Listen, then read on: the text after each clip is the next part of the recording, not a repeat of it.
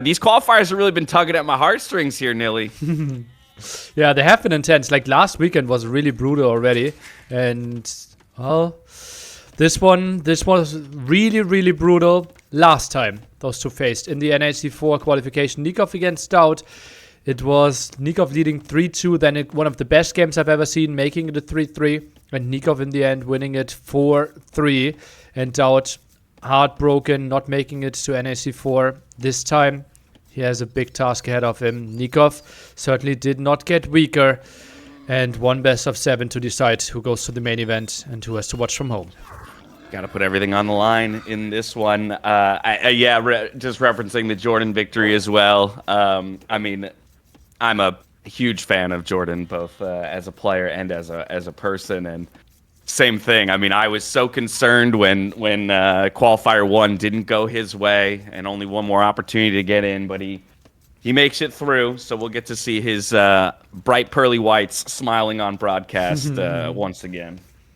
Yeah. Really nice addition, obviously. Fan favorite. Great addition on the microphone. Great addition on the playing field as well. So really happy to have him there. I just talked to him and he felt like, Nilly, NAC means a lot to me, but I could not have missed the last one. And that's why I try-harded so much. He said he would have even stopped by if he didn't qualify because he wanted to be there with all the people, with the crowd for the big offline event. Might be the biggest crowd that we will ever have in Age of Empires, or like the biggest to date.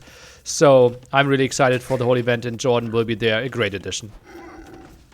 Absolutely. I'm told you're already in game, so I'm going to hop in and catch up to you here. Yeah.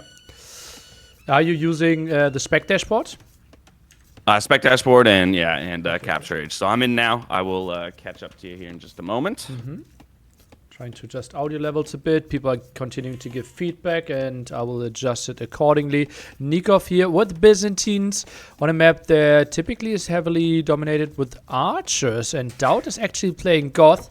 I hate when he plays Goth, but he sometimes has success with it. One of the big losses, actually, exactly the last qualifier, what with Goth on Rocky Forest against Hart this year and against Nikov for NAC 4.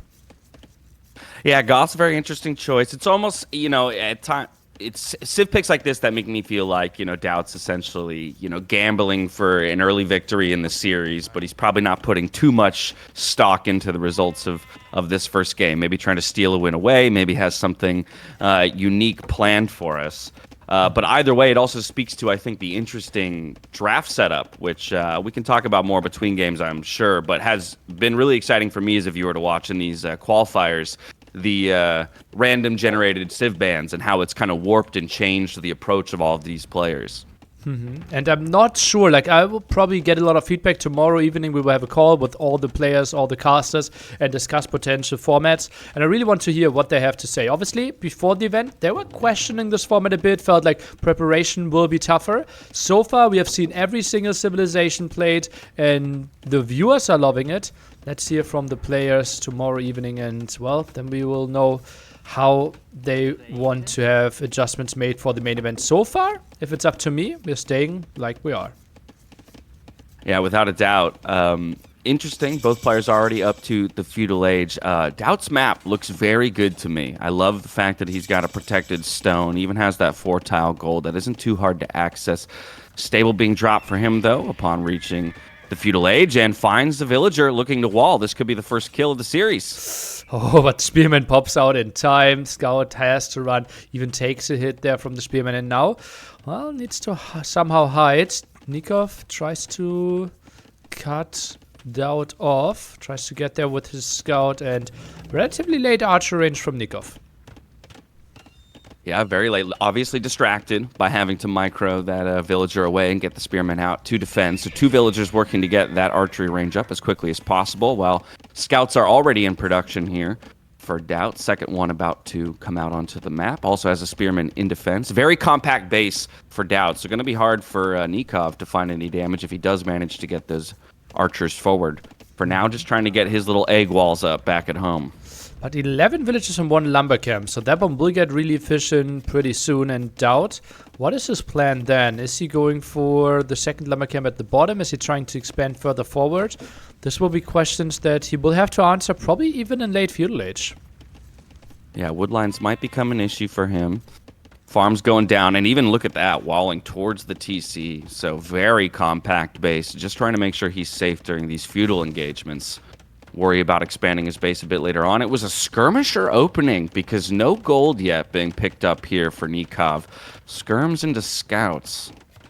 Well, skirms, spearmen might be the play, and once he has proper numbers, let's say 3 spearmen, 4 skirmishers, he might go for the aggression, and then DAUT will struggle if he isn't switching into some ranged units himself.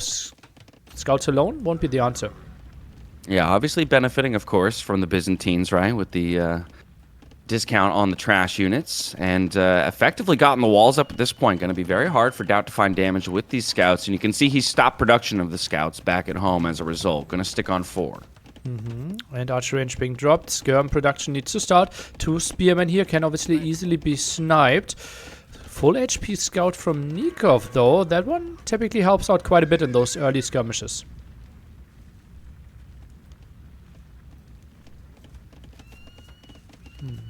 Well, very tempered start for these 2 pros. You can kind of tell, hey, best of 7. All right, we're going to start slow and steady. Basically just trying to minimize mistakes out the gate, right? Warm up, feel each other out. We do have the blacksmith up, immediately Fletching coming in here for DAUT as he has an archery range and some skirmishers being produced in response. Harassment on the berries, though, does mean that he has to back off of those for just a short period of time. DAUT with a farm upgrade, so doesn't hate going for more villagers to the farms here. Obviously farm placement, a bit weird, but that's what he is known for.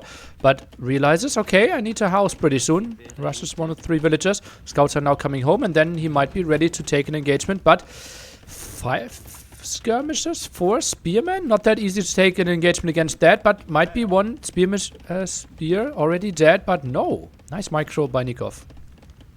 Yep, the singular scout for Nikov. Going to force these skirmishers back, at least until the reinforcements arrive here from DAUT.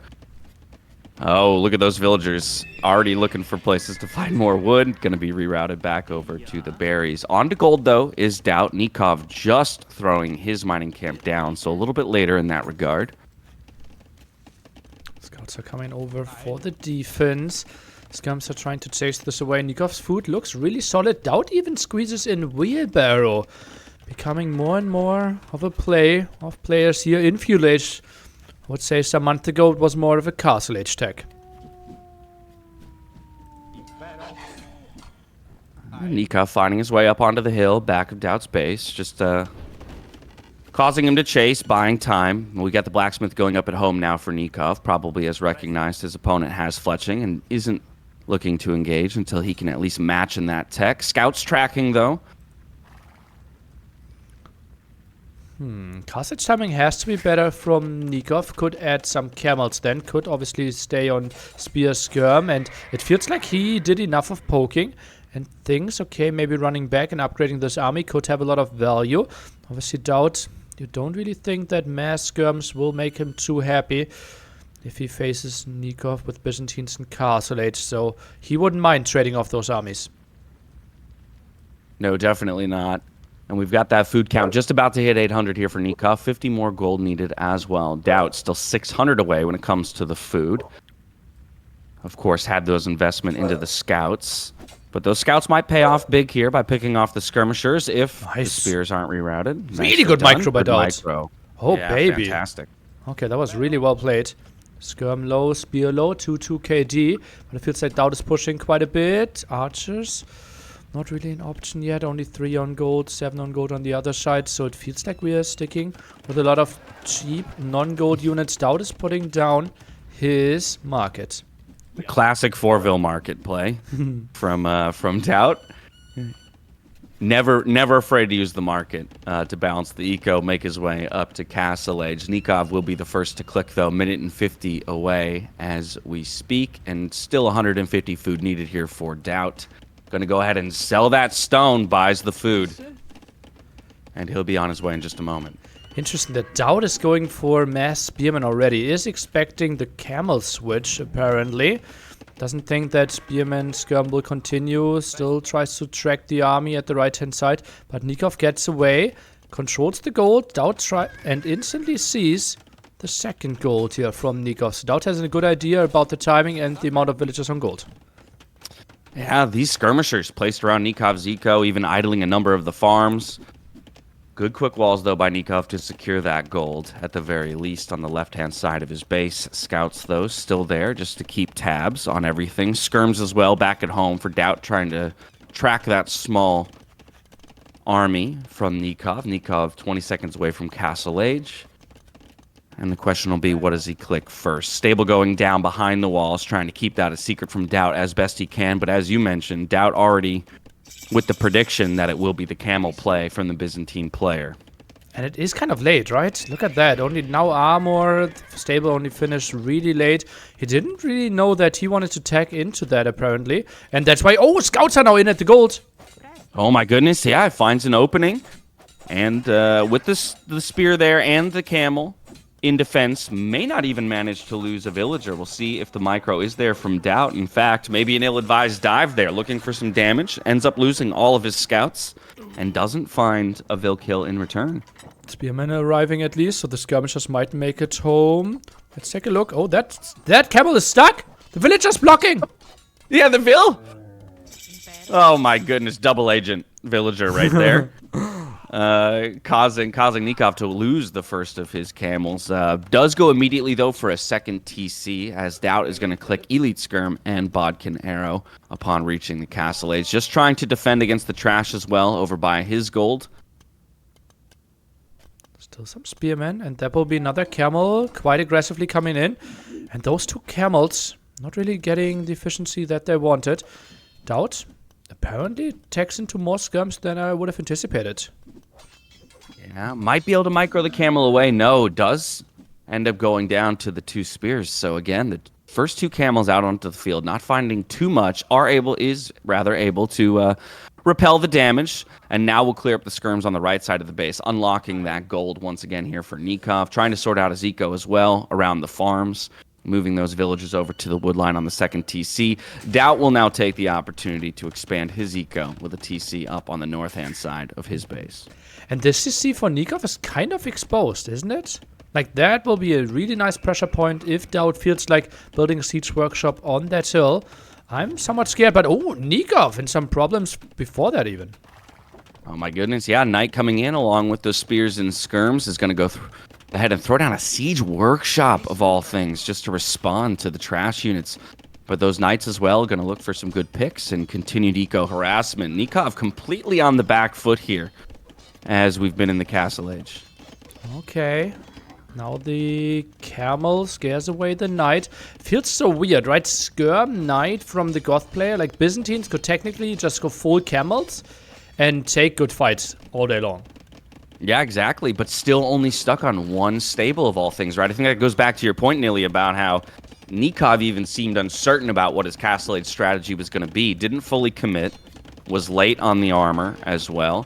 And so only two camels on the field, looking to repel all of this. That's a great shot from the Mangonel there, so a good start here in terms of whittling down those skirm numbers and perhaps buying himself some breathing room. All of these wood lines on the front of his base being harassed. And that's why I think the siege workshop could help out so much here for DAUT to just solidify his position. Can harass a bit more. Oh, speak of the devil. There Conservative siege workshop placement, though, doesn't go for one on the hill like you just talked about. A little peculiar given that he does have the military control at the moment, but is just going to play it safe. Can still bring those mangonels forward and control from the hill, but slightly more travel time. Already a monastery going up at home as well here for Nikov. Great response to the knights and the potential siege push.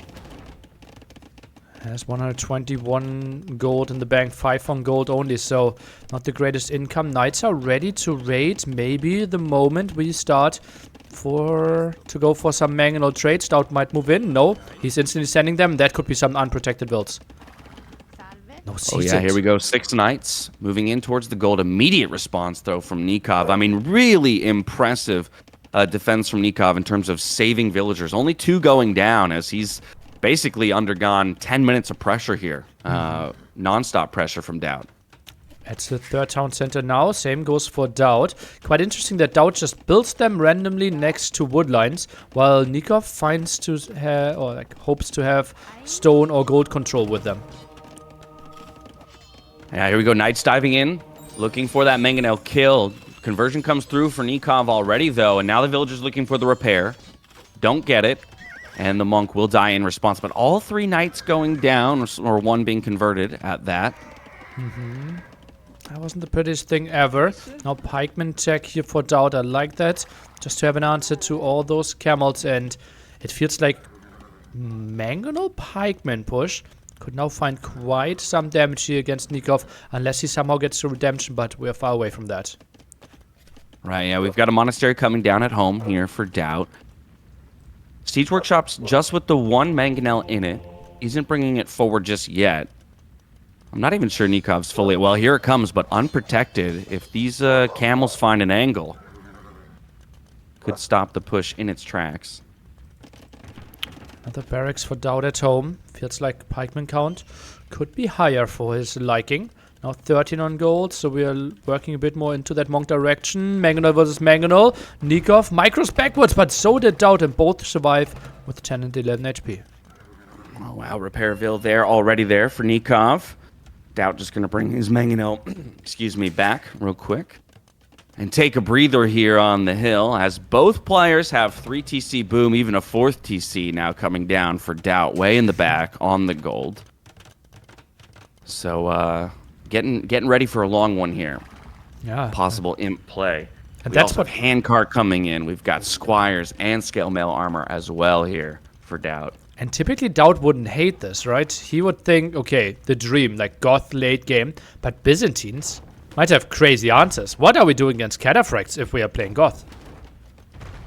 That's a great question, right? I mean, yeah, Byzantine late game is also something not to scoff at, right? As well as just the idea that they have that discounted Imperial Age. So, you know, as much as DAUT might want to get there, Nikov has the opportunity to get there first if he indexes towards it. There we've got the mangonel trade. Great for Nikov. Now 2-0 in the mangonel. Counts and does repel those knights before they can find the snipe as well by keeping those camels close. Okay, let's take a look. Those knights, do they really want to dive? I think camel count is good enough that you can't really go for it and thinks better of it. I'm a bit surprised how few mangonels DAUT produced this game. Yeah, this is only the 2nd one, right? Coming out onto the field here. Definitely slowed his roll when it came to the mangonel production. Nikov even feeling a little bit confident, starts to move out, looking for the snipes with the mangonels. Also going for one of the conversions here on the knights. The pikemen, though, come in, and that's going to deny opportunities for the camels to find damage. Mangonels are popping shots, and both mangonels go down here for Nikov. He only has 1 in reserve at this point, and full retreat back under the safety of his TCs. Those knights, though, looking for the snipe on the 3rd mangonel. Will they find it? No, they go down just in time. Oh, and big shot from that 3rd mangonel. That one alone is already generating quite some kills and forces the pikemen to go in deep, but the town center is dealing with it. Villagers around to repair, and DAUT maybe overextending a bit. Oh, definitely. And even a very defensive castle here from Nikov in response. So villagers still repairing that mangonel, and every single pikeman goes down in the end. 1 mangonel forward here for DAUT, looking for a little bit of damage. Snipes 1 vill on the wood line, and now it's about the mangonel dance between these 2 players. First shot misses for Nikov. Finds the 2nd, though. And he's trading out beautifully in this mangonel war. Oh, the classic forward villagers here now from DAUT, looking for a drop, castle drop of some kind. And it'll be in the same place that they've been focusing the entire game. DAUT knows about the defensive castle there. Feels like, okay, a castle on my own between those 2 woodlines could be really nice. Those 2 mangonels ideally would like to get some shots onto these villagers. Oh, there's a tight choke. Do you really want to move in that route? Apparently he does. Yeah, he's going to do it, at least to guarantee that the castle goes up without any contest. Already clicked to Imperial Age, by the way. And so a great position to be in with the forward castle and being the first player to the Imperial Age. Going to drop some barracks behind. It looks like the Goth dream might be realized here, Nilly. Looks a bit like it. Are we seeing anarchy? And yes, we do. Huskar raid could be coming in, but I think Nikov just should never stop producing cataphracts now. Okay. What's the fourth TC now for Nikov as well? So expanding over here to the left-hand side. Very little Everybody control. settling in for a long one. He doesn't have a lot of control on top though, right? So I think he has 250 gold right now. And then he needs to expand to the sides. And he has no protection there right now. Can't even build another town center. Oh, and look at these outposts here from DAUT. I'm absolutely loving the development of outpost usage by pro players. Using these more and more often just to track your opponents, see where they're expanding, follow their military movements, and we'll definitely identify this as a weak spot in an area that he can attack once he does reach that Imperial Age. Does still have the 3 gold tiles here for Nikov right behind the castle, and even moved up onto the hill for some more gold income. Okay, that's all the nice. way in the back of the base. Really, really important for him. And yeah, mostly to yet another gold. But Huskalt might be coming around to that area. Trap war will be really important. Both civilizations having access to bombard cannons. I think it might just be mainly traps to begin with, though. Yeah, 6 cataphracts on the field, 5 in the queue. Imperial Age reached here for DAUT. Immediate click on the trebuchet, and already 19 Huskarls on the field as well. Let the Goth flood begin. The question is, can Nikov hold off long enough to get those cataphracts in a position to run over the infantry of his opponent? Let's take a look. Tries to intercept. Monks now maybe for some conversions in there. Nice ground attack, but the Mangonel is obviously going to die. Mangonel goes down, so do the 2 cataphracts that were trying to put up a bit of resistance. We do get 1 conversion coming through on the Huskarls, but a couple of holes as well in these walls means the infantry can start to flood in and make a mess of the eco.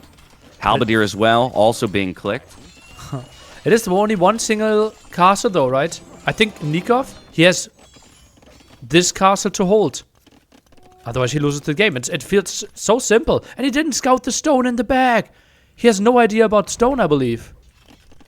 Oh, he does. Up here on this hill, might find it in a moment as a few of these villagers are rotating out looking for more resources, but the Huskarls are also on the chase in the back of the base. The Trebs are already out onto the field putting damage into this castle. 50 seconds away on chemistry, still here for Nikov before he can even attempt to get the bombards out in response to the trebuchets, and that's really the problem, right, with your main military unit or military composition coming from the same building as your Imperial Age siege options, at least initially. Yeah, that's like maybe focusing on chemistry instantly after reaching imp could have been an option. Interesting that DAUT instantly reacts to the raid at the bottom with the cutters, and also interesting that Nikov feels like he has the time to raid and doesn't need the cutter numbers for the defense.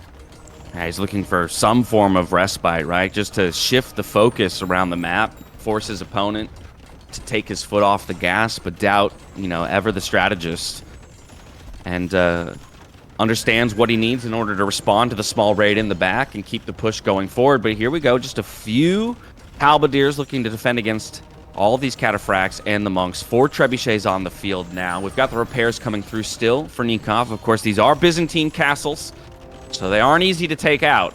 But a 4th trebuchet could be the answer. Right as it unpacks, though, Nikov will find the snipe onto it. Back down to 3 for DAUT.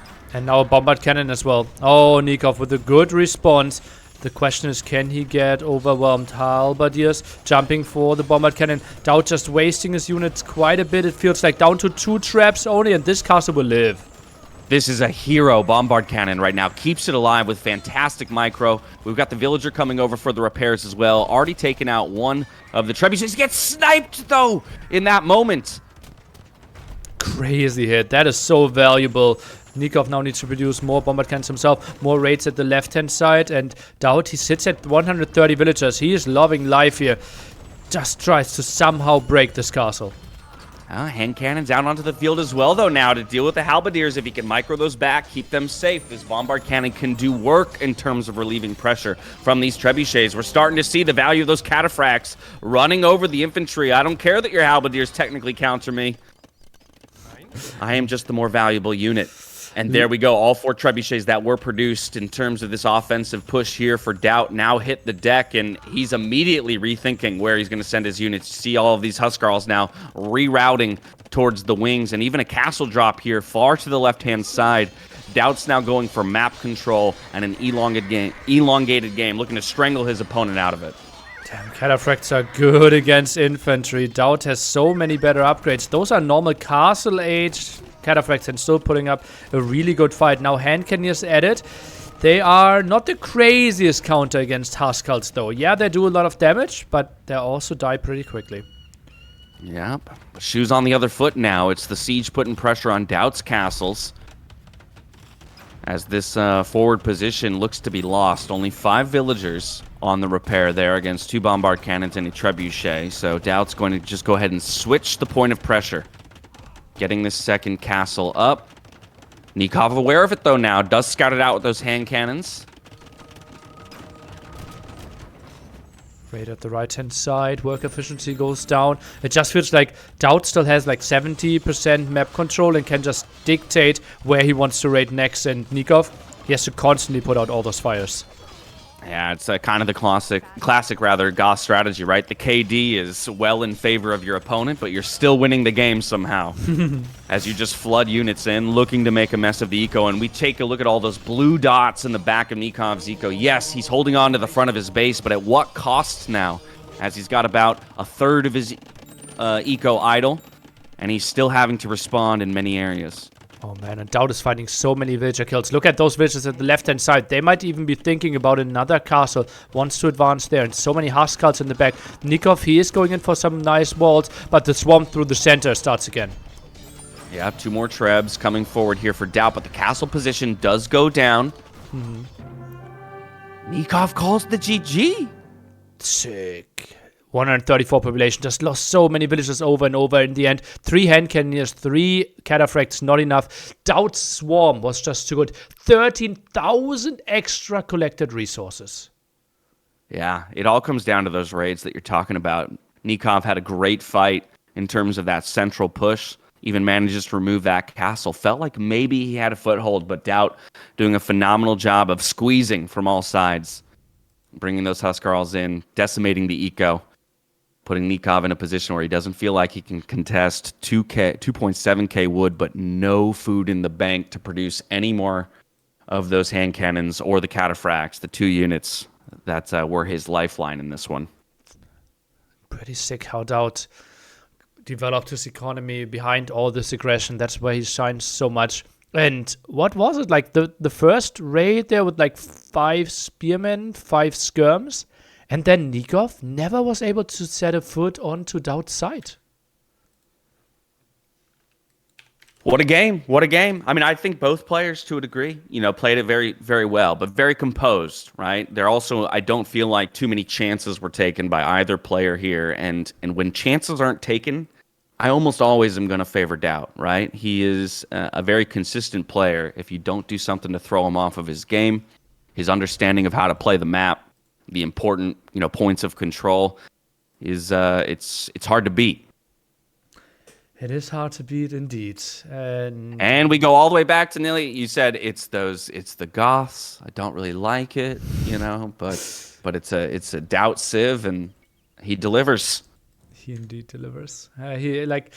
That's what I hate and love about him, right? It's just like I'm so emotional about those games, and I feel like, why would you ever go for that? And then he somehow wins, and then I feel like, okay, that's why. Gotta love it. Gotta love it. Well, 1-0 here for DAUT to kick things off, but it's a long series, best of 7. Both of these players are not strangers to taking punches and getting back up. So now it's up to Nikov to respond here.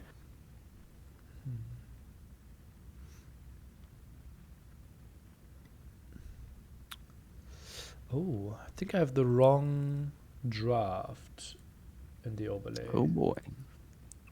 You've got the wrong draft. I apparently have a contrast issue on my stream. Everyone's saying it looks dark.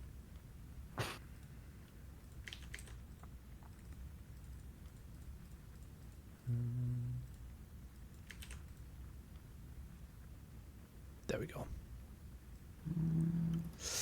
Up next will be Copenhagen, played as Regicide, Bohemians versus Portuguese.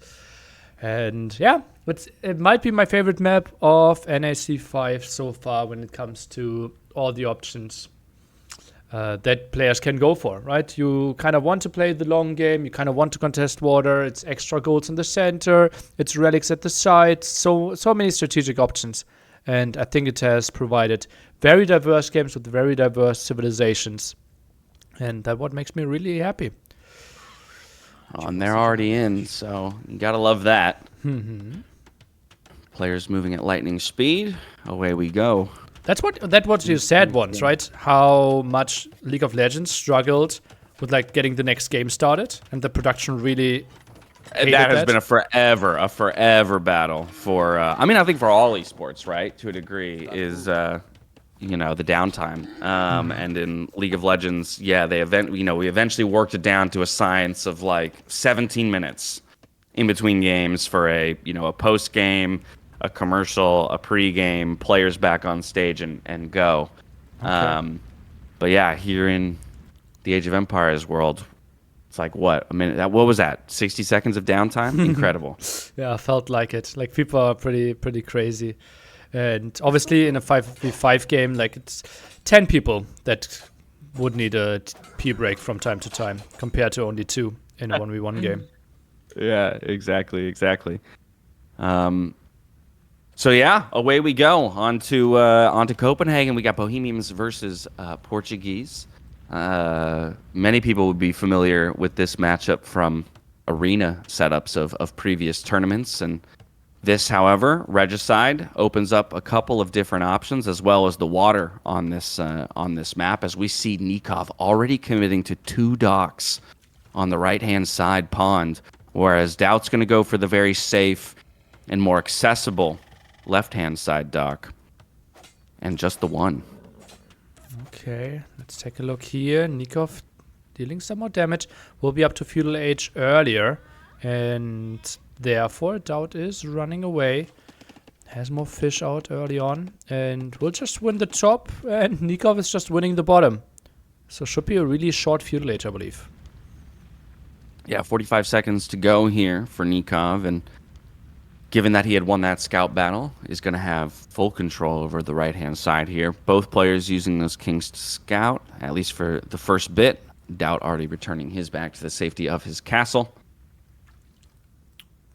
Since we have some downtime, I can just quickly say how crazy it is how Age of Empires developed. NAC 1 viewer peak 6.6k. NAC 2 viewer peak 11k. And now we have 20k for the qualifying stage.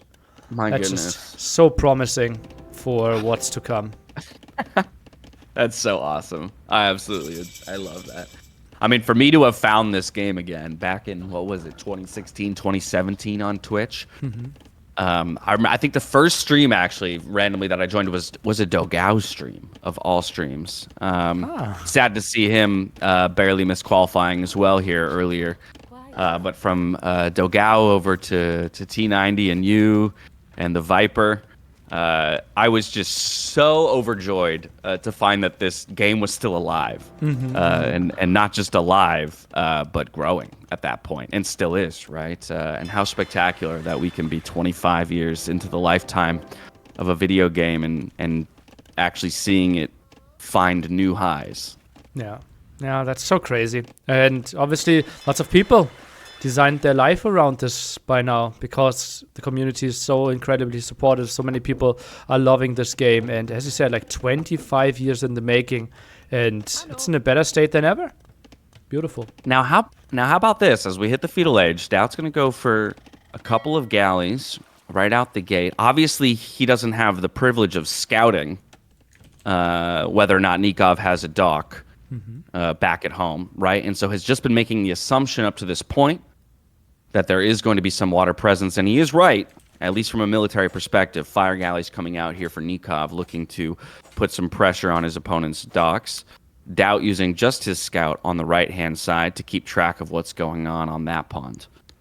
DAUT scouts one dock, does not know about the second dock. If he knew about the Is he second going dock, to see this Fargo? He finds it. he sees it. Yeah. Patrol comes in. Obviously, more HP there for the Portuguese player on the fire galley, but 3 galleys will deal with this quite easily. Yeah, the chase is on. Nikov just going to go ahead and run that fire galley rather, all the way down to DAUT's eco, see if maybe he can find a fishing ship sniper, at least some info as to how much investment DAUT's made on the water. But 5 galleys easily will pick this off. Should indicate as well that it's a 2 galley or a 2 dock situation there, at least the rate at which the galleys are coming out. Spearman coming to aid Nikov as well in the scout fight does mean that he has the health advantage once again, and the chase is on.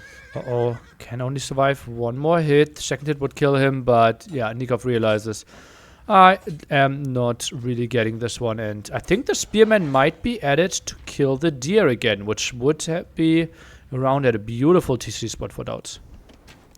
Oh yeah, 6 deer right next to a giant stone pile and a massive wood line.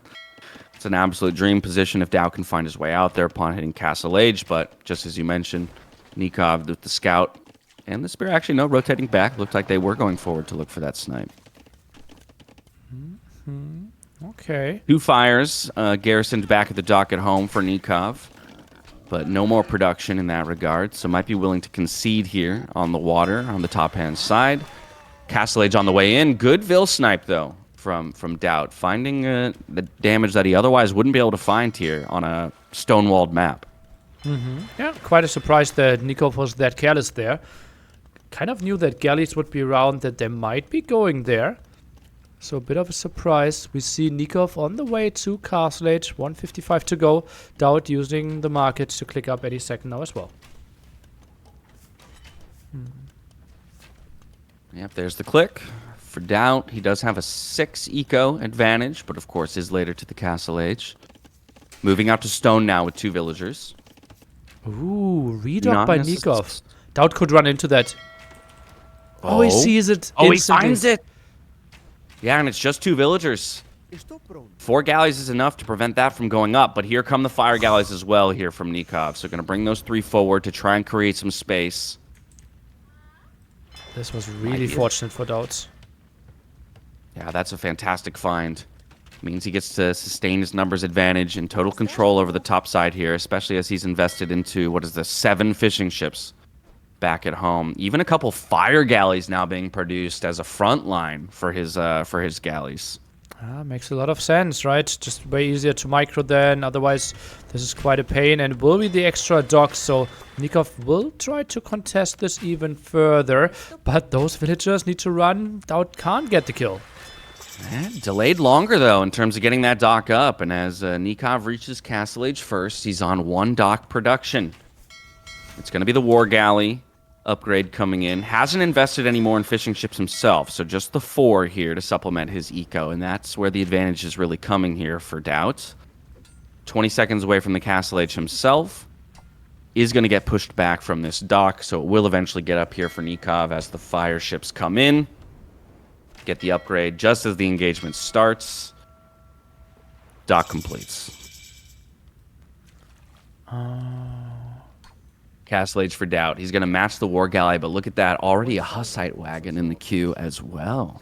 We also see an organ. So I'm not really sure. Well, I'm a bit surprised that we actually see those unique units right now. Gets quite a nice hit. Didn't really think they would find a lot of damage. Felt like booming and contesting water might be the go-to strat here. DAUT even takes into Botkin. Obviously something that Nikov doesn't need to take into. Oregon eliminates those 2 spears. We'll continue moving forward.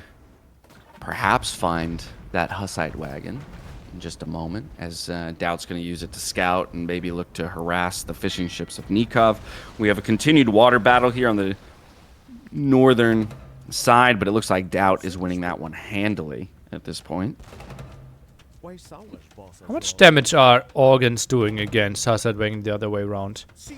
How much damage does a man with a piano do to a giant wooden box? Good question. It looked like 1 damage on that hit. I think that was 3 an damage extra on that arrow. hit. Oh, okay. I was gonna say What? yeah. It's anywhere. It looks like about 3 dodging? damage. I think it's 3 damage per hit. What's happening here? tank of a Hussite wagon. Look at that. Eliminates the scout. It's not even a half health yet. This is an absolute absurdity. Oh, these Hussite wagons truck the organ guns. Look at that. Okay, so the main projectile is pretty solid. Yeah, for real. I mean, Nikov in full retreat here on this one. I mean, you can imagine a world where there's a big enough mass of organ guns that you actually do some damage, but even causing a siege workshop to come out alongside the monastery here for Nikov. He did go for that second TC on the stone and will secure his own deer. So that's a nice little food boost for him, whereas DAUT's second TC, he's going to opt to keep within the safety of his own walls back at home. But the Hussite wagons, just 2 of them, enough to push this army back and start to take control of the docks that Nikov has dropped. Send some more over. Maybe get some more vision. Scout might be lost here. Oh, that's atypical for DAUT. Bit on the sloppy side. DAUT now adds a 3rd town center. But no control at the bottom, where we have the extra gold, extra stone that DAUT obviously wants to get. Mangonel out onto the field here for Nikov. Does find a small hit onto those Hussite wagons, but again, DAUT is adding trade cogs. Trade cogs? At the top. And he's not killing the dog. No way. No way. No way. Those are getting... But if you're Nikov, you just delete that dock now, right? Are you, though? Oh, the trade cog's actually going to the other direction. That's so... Well, they have 39 gold. Yeah. Each. And DAUT will continue. DAUT will continue to trade. How long until Nikov realizes that? And what do you do? Yeah, do you delete the dock, It's- or do you it's- like put a tower there to stop it from happening? It's easy to delete. But, like... how do you notice. realize? Yeah, you... Yeah, you have to notice. You probably won't. You probably won't. And I love that DAUT has only invested into 2 trade cogs. It's nothing too big, but it's just a small boost to the eco, and he's now going to extend to a 4th TC once again. So 2 games in a row. DAUT's quick to 4 TCs. Nikov's still only on 2, but look at this coming forward for a stone wall in the middle of the map. So Nikov already thinking about the late game and securing as much of the map as he possibly can. 2 trade cogs. The exact right amount of humiliation. I'm such a fan of this play. You gotta love it. You gotta love it. Here we come in for the second heist. That's what this feels like to me. They're pirates. Another 39 gold stolen away from Nikov. Another 39 gold stolen away. And the 3rd TC now coming down for Nikov on the gold at the front of his base. Pushed away in the middle with that villager, but will survive against the Hussite wagons. Out with a 10 villager lead. Dodges the mangonel. Does only minimum damage and gets away. Not really sure about late game compositions. Obviously, I love myself some bombard cannons and Hussite wagons. But what are the extra units? What are we thinking? I mean, that's a really good question, especially because if you're going up against other gunpowder units, right? You know, a lot of times I would be tempted to say just do a pike or a halberdier flood along with, you know, those kinds of siege pushes, but not going to be too effective against the Portuguese in that regard. So might have to look for some kind of cav unit support, like cav hussars. Either way, Redemption. we know the late game strength of the Bohemians, right? Especially when it comes to a pseudo arena setup, right, where you've got that safety of an established eco, and you get to those late game power units. 3rd round of trade. And yeah, I don't think Nikov will realize. That's incredible. I mean, what is it? 39. So it's roughly 78 gold per trip there. He's already made 2, making a 3rd now. That's nothing to scoff at. Nothing to scoff at. They will pay off. They will actually pay off. Conversion now on the organ. Yeah, Monk got sniped on its way back with the relic. Already 1 organ is converted. Another one goes down. This is a really tough unit matchup here for Nikov. I don't really know what the answer is for the Portuguese. Does find some good hits, though, with the mangonels, but unfortunately, oh, wow, a bunch of Hussite wagons go down. The conversion does come through on the mangonel. Gets sniped, but maybe that's the answer. Just a a full mangonel onager kind of setup here against these Hussite wagons. Oh man, this was kind of tough to predict how this would go, and I don't think Nikov can stay out here for much longer. The Monk even faster than the mangonel now. I think Nikov needs to delete. Oh, that's really going to hurt unless... Oh, yeah, and it's a quick conversion there. And the trade on the mangonels as well. That's a fantastic find there for DAUT as he moves out with just 5 villagers to drop a castle in the middle of the map. Going to get some gold control and a nice forward position from which he can launch an attack. Nikov going to drop a very defensive second castle. Kind of concentrate the power of his castles here right in the center of his base. DAUT with Loom gets wheelbarrow now, relatively late. On the way to the Imperial He Age. realized he deleted the dock. Okay. Maybe someone messaged him. But those can still drop off the 39 gold before they're idle. Exactly. That'll be the 4th trip completed there for those trade cogs. So very solid gain there from DAUT. And he still sports a 15 eco lead at the end of all of that. Isn't it 100 wood, 50 gold? I don't know how much a trade cart or a trade cog costs, to be honest. I'm not sure I've ever built one. I think he only generated 16 resources. Oh, that's amazing. Yeah, per though. Yeah. Right. Oh, lordy. Okay, so double Siege Workshop now here for DAUT in preparation for the Imperial Age, which he will win the race to, and being the Bohemians, he gets to go for that chemistry upgrade in the Castle Age. We'll have that just in time to reach the Imperial Age. Another castle position here for DAUT. This is the DAUT I know when he's playing at his highest level. Just complete map control, complete understanding of the important parts of the map. He's securing 2 massive gold positions with these 2 castle placements. And this will be full... Well, Bombard Cannon first, then Hoof needs the next against Arbalest from Nikov. How well would those perform against the Hussite wagon? I think they should do very minimal damage. They should, again, yeah, I would imagine 1 to 2 damage per arrow, you know? So you're going to need a mass of 60, and even then, you're going to take multiple volleys, I think, to take out a single Hussite wagon. You will have the range advantage, of course. Arbalests can deal, somewhat effectively with bombards as well if your micro's on point. And so maybe Nikov's just going to index into his ability to micro the units from range. But either way, he's got a tall task ahead of him. Imperial Age already in, block printing now on the way for DAUT as well, investing into those monk techs with a couple of trebuchets already in the queue. Look how prepared DAUT was with his resources. 3 traps instantly, 2 bombard cannons instantly. Like, he knows how important early siege is here right now. Yeah, there it is. Already the bombard cannons on the field. The trebs coming forward as we speak. Going to set his sights on those 2 defensive castles here from Nikov. And that's part of it too, right? We've got a 3 castle setup for one player and 2 for the other. So it's going to be greater treb production here for DAUT at the end of the day. Chemistry as well, coming in much later here for Nikov because he had to wait for the Imperial Age to go for it. Castles are already under threat. DAUT going for split pressure as well, targeting both at the same time.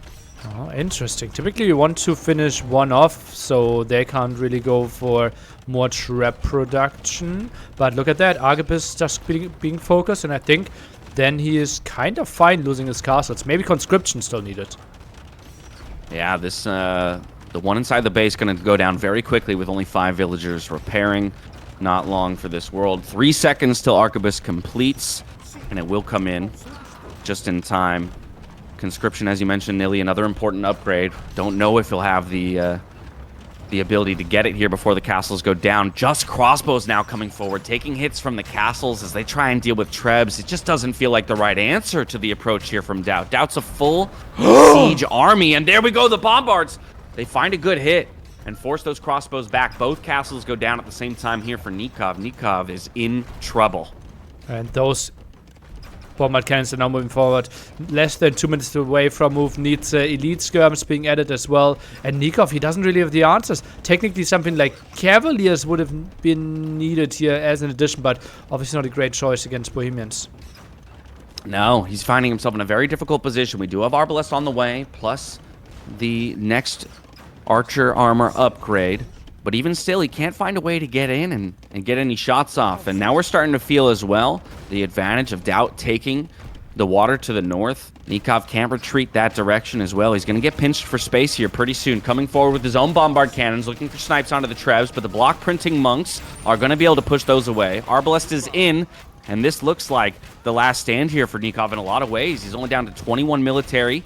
And this is the kind of military that you need to mass. He's looking for the snipes onto the bombards, finds one, but there's still 2 remaining. 1 Treb goes down as well, but it just doesn't look like enough power here to punch through. And those elite skirms now dealing some damage as well. This is looking really good for the Lord. Bombard cannons 10 seconds away from being upgraded as well. Diving maybe a bit too deep, but nice ground attack there. Even the siege tower being added. DAUT with the 2nd humiliation unit. Goes for the trades and the siege tower. He's just pushing forward so methodically at that. Now we've got the Hufnitze. They're in with the upgrades, looking for the pop shots onto the bombard cannons. That's Nikov's lifeline right now. We've got the villagers coming forward for the repairs as well. It's all about the siege units. Can Nikov eliminate a few of these, relieve some pressure, buy himself some time to get the military count up? It doesn't look like it as he's throwing away the Arbalest, looking for snipes. Does get all 3 Hufnitze in the end, but the Trebuchets are still here to put pressure on the castle. That was such a nice play by Nikov. Obviously, Arquebus helping out quite a bit. Now he's trying to run. Not really sure what the siege tower is trying to achieve there. Maybe get some vision under there. Double conversion on the bombards. Double conversion! Double conversion, and that's enough for the GG call here from Nikov. He just doesn't have enough to defend against DAUT. 2 games in a row now, it feels like DAUT has just been playing so smoothly from second 0 to game end. Oh man, how was he ahead in Eco so quickly? Like, was it all the upgrades in the monastery? Like, DAUT's boom was just so crazy. He was 10 villages ahead. Obviously had some more fish at the top. But shouldn't it be 1 point against 1 point? You would think, right? I think the big thing is Nikov stopped at 4 fishing ships. DAUT went to 7 pretty quickly. And yeah, that's only a difference of 3, but talk about over the course of, 25 in-game minutes, and all of a sudden that's pretty substantial. I will also call it that DAUT was quicker to expand to each of his successive TCs, right? We went to the 2nd TC, 3rd TC, and 4th TC, all before Nikov did. And so I think that gave him a pretty substantial boost when it came to the eco in that regard.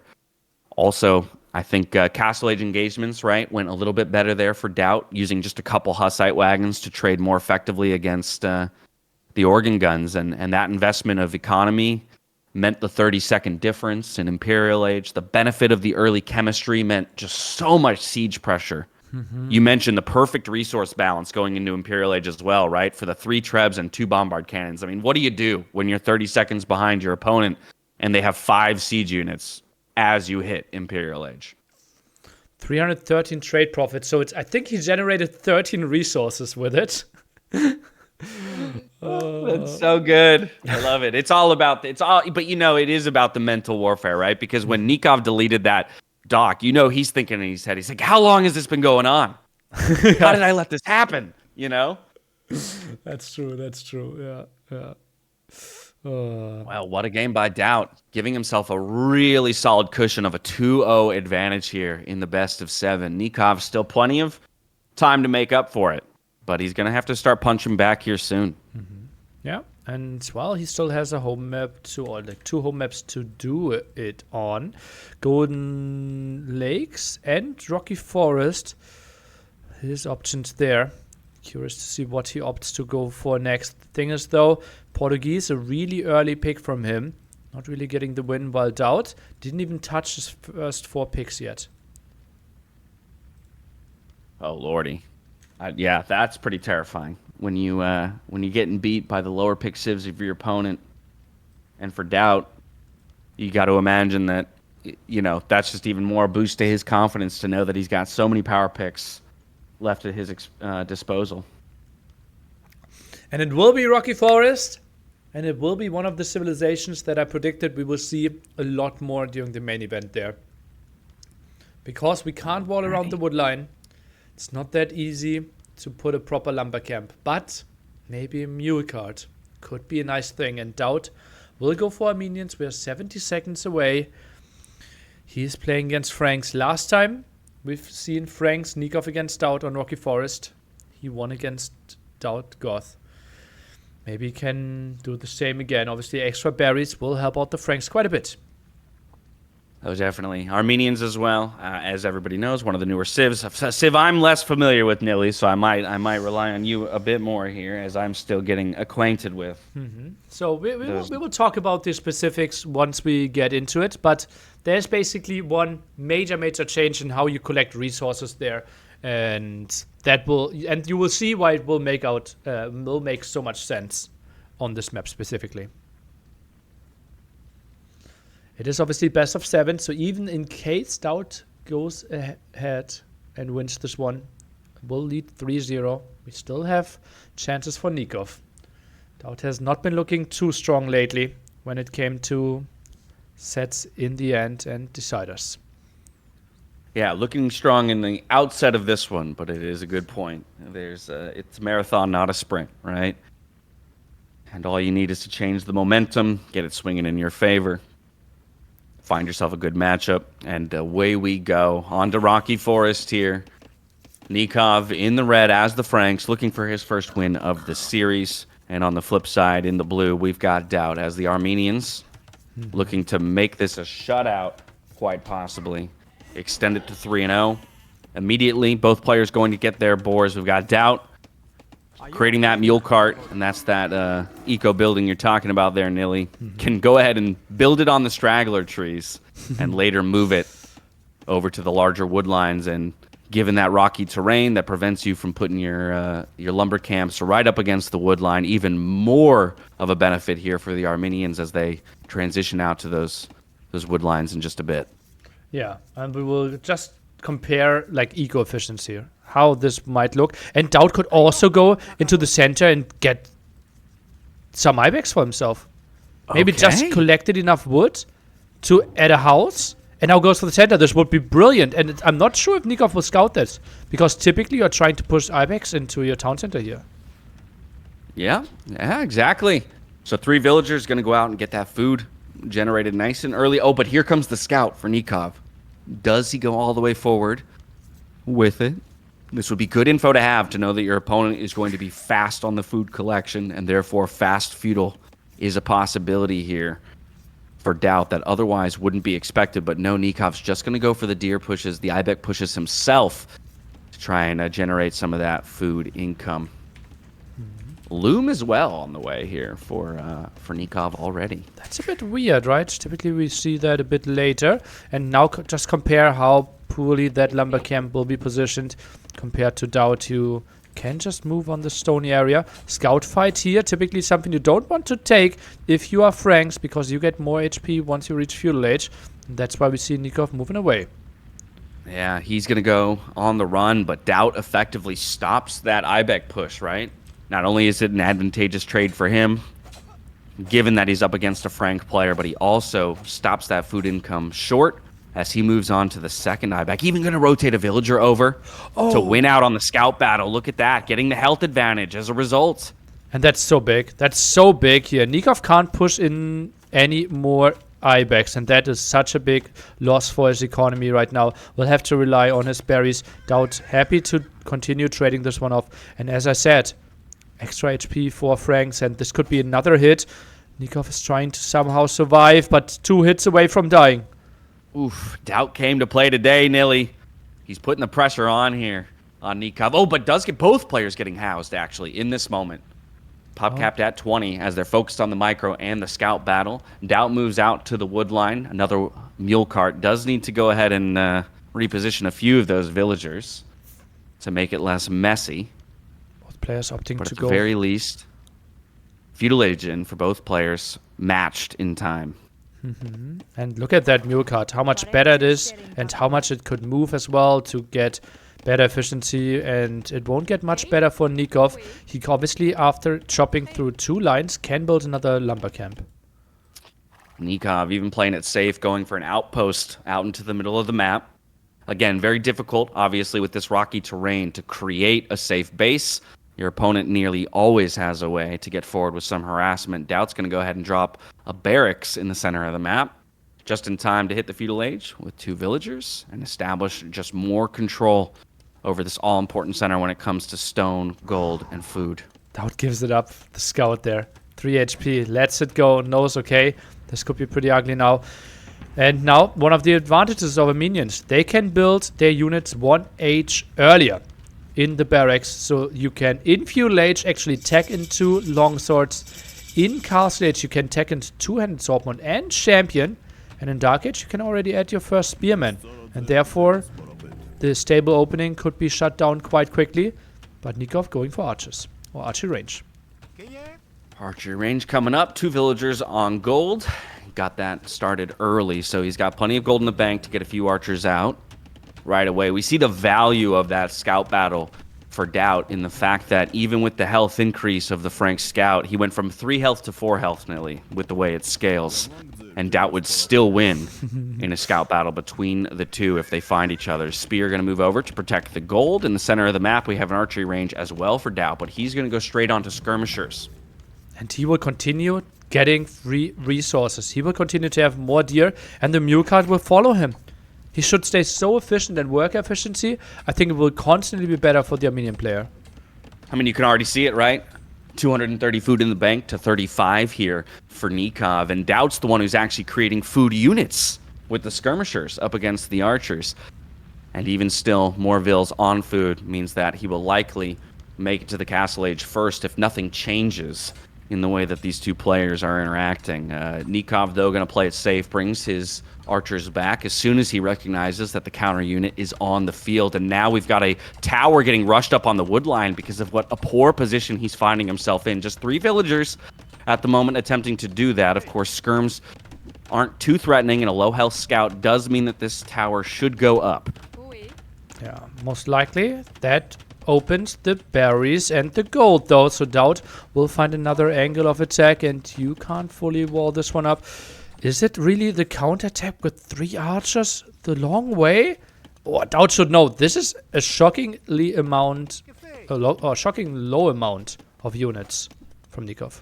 Yeah, now he's just going to move his pressure over to the berries. And these are those Frank berries, right, that Nikov needs so desperately to keep his food eco on track with DAUT at the moment.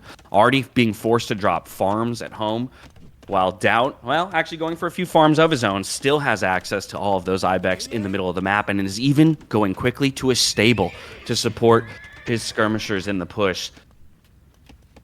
Quite interesting. Does he have any idea where Nikov's army is? Would really surprise me. Just keeps up the aggression.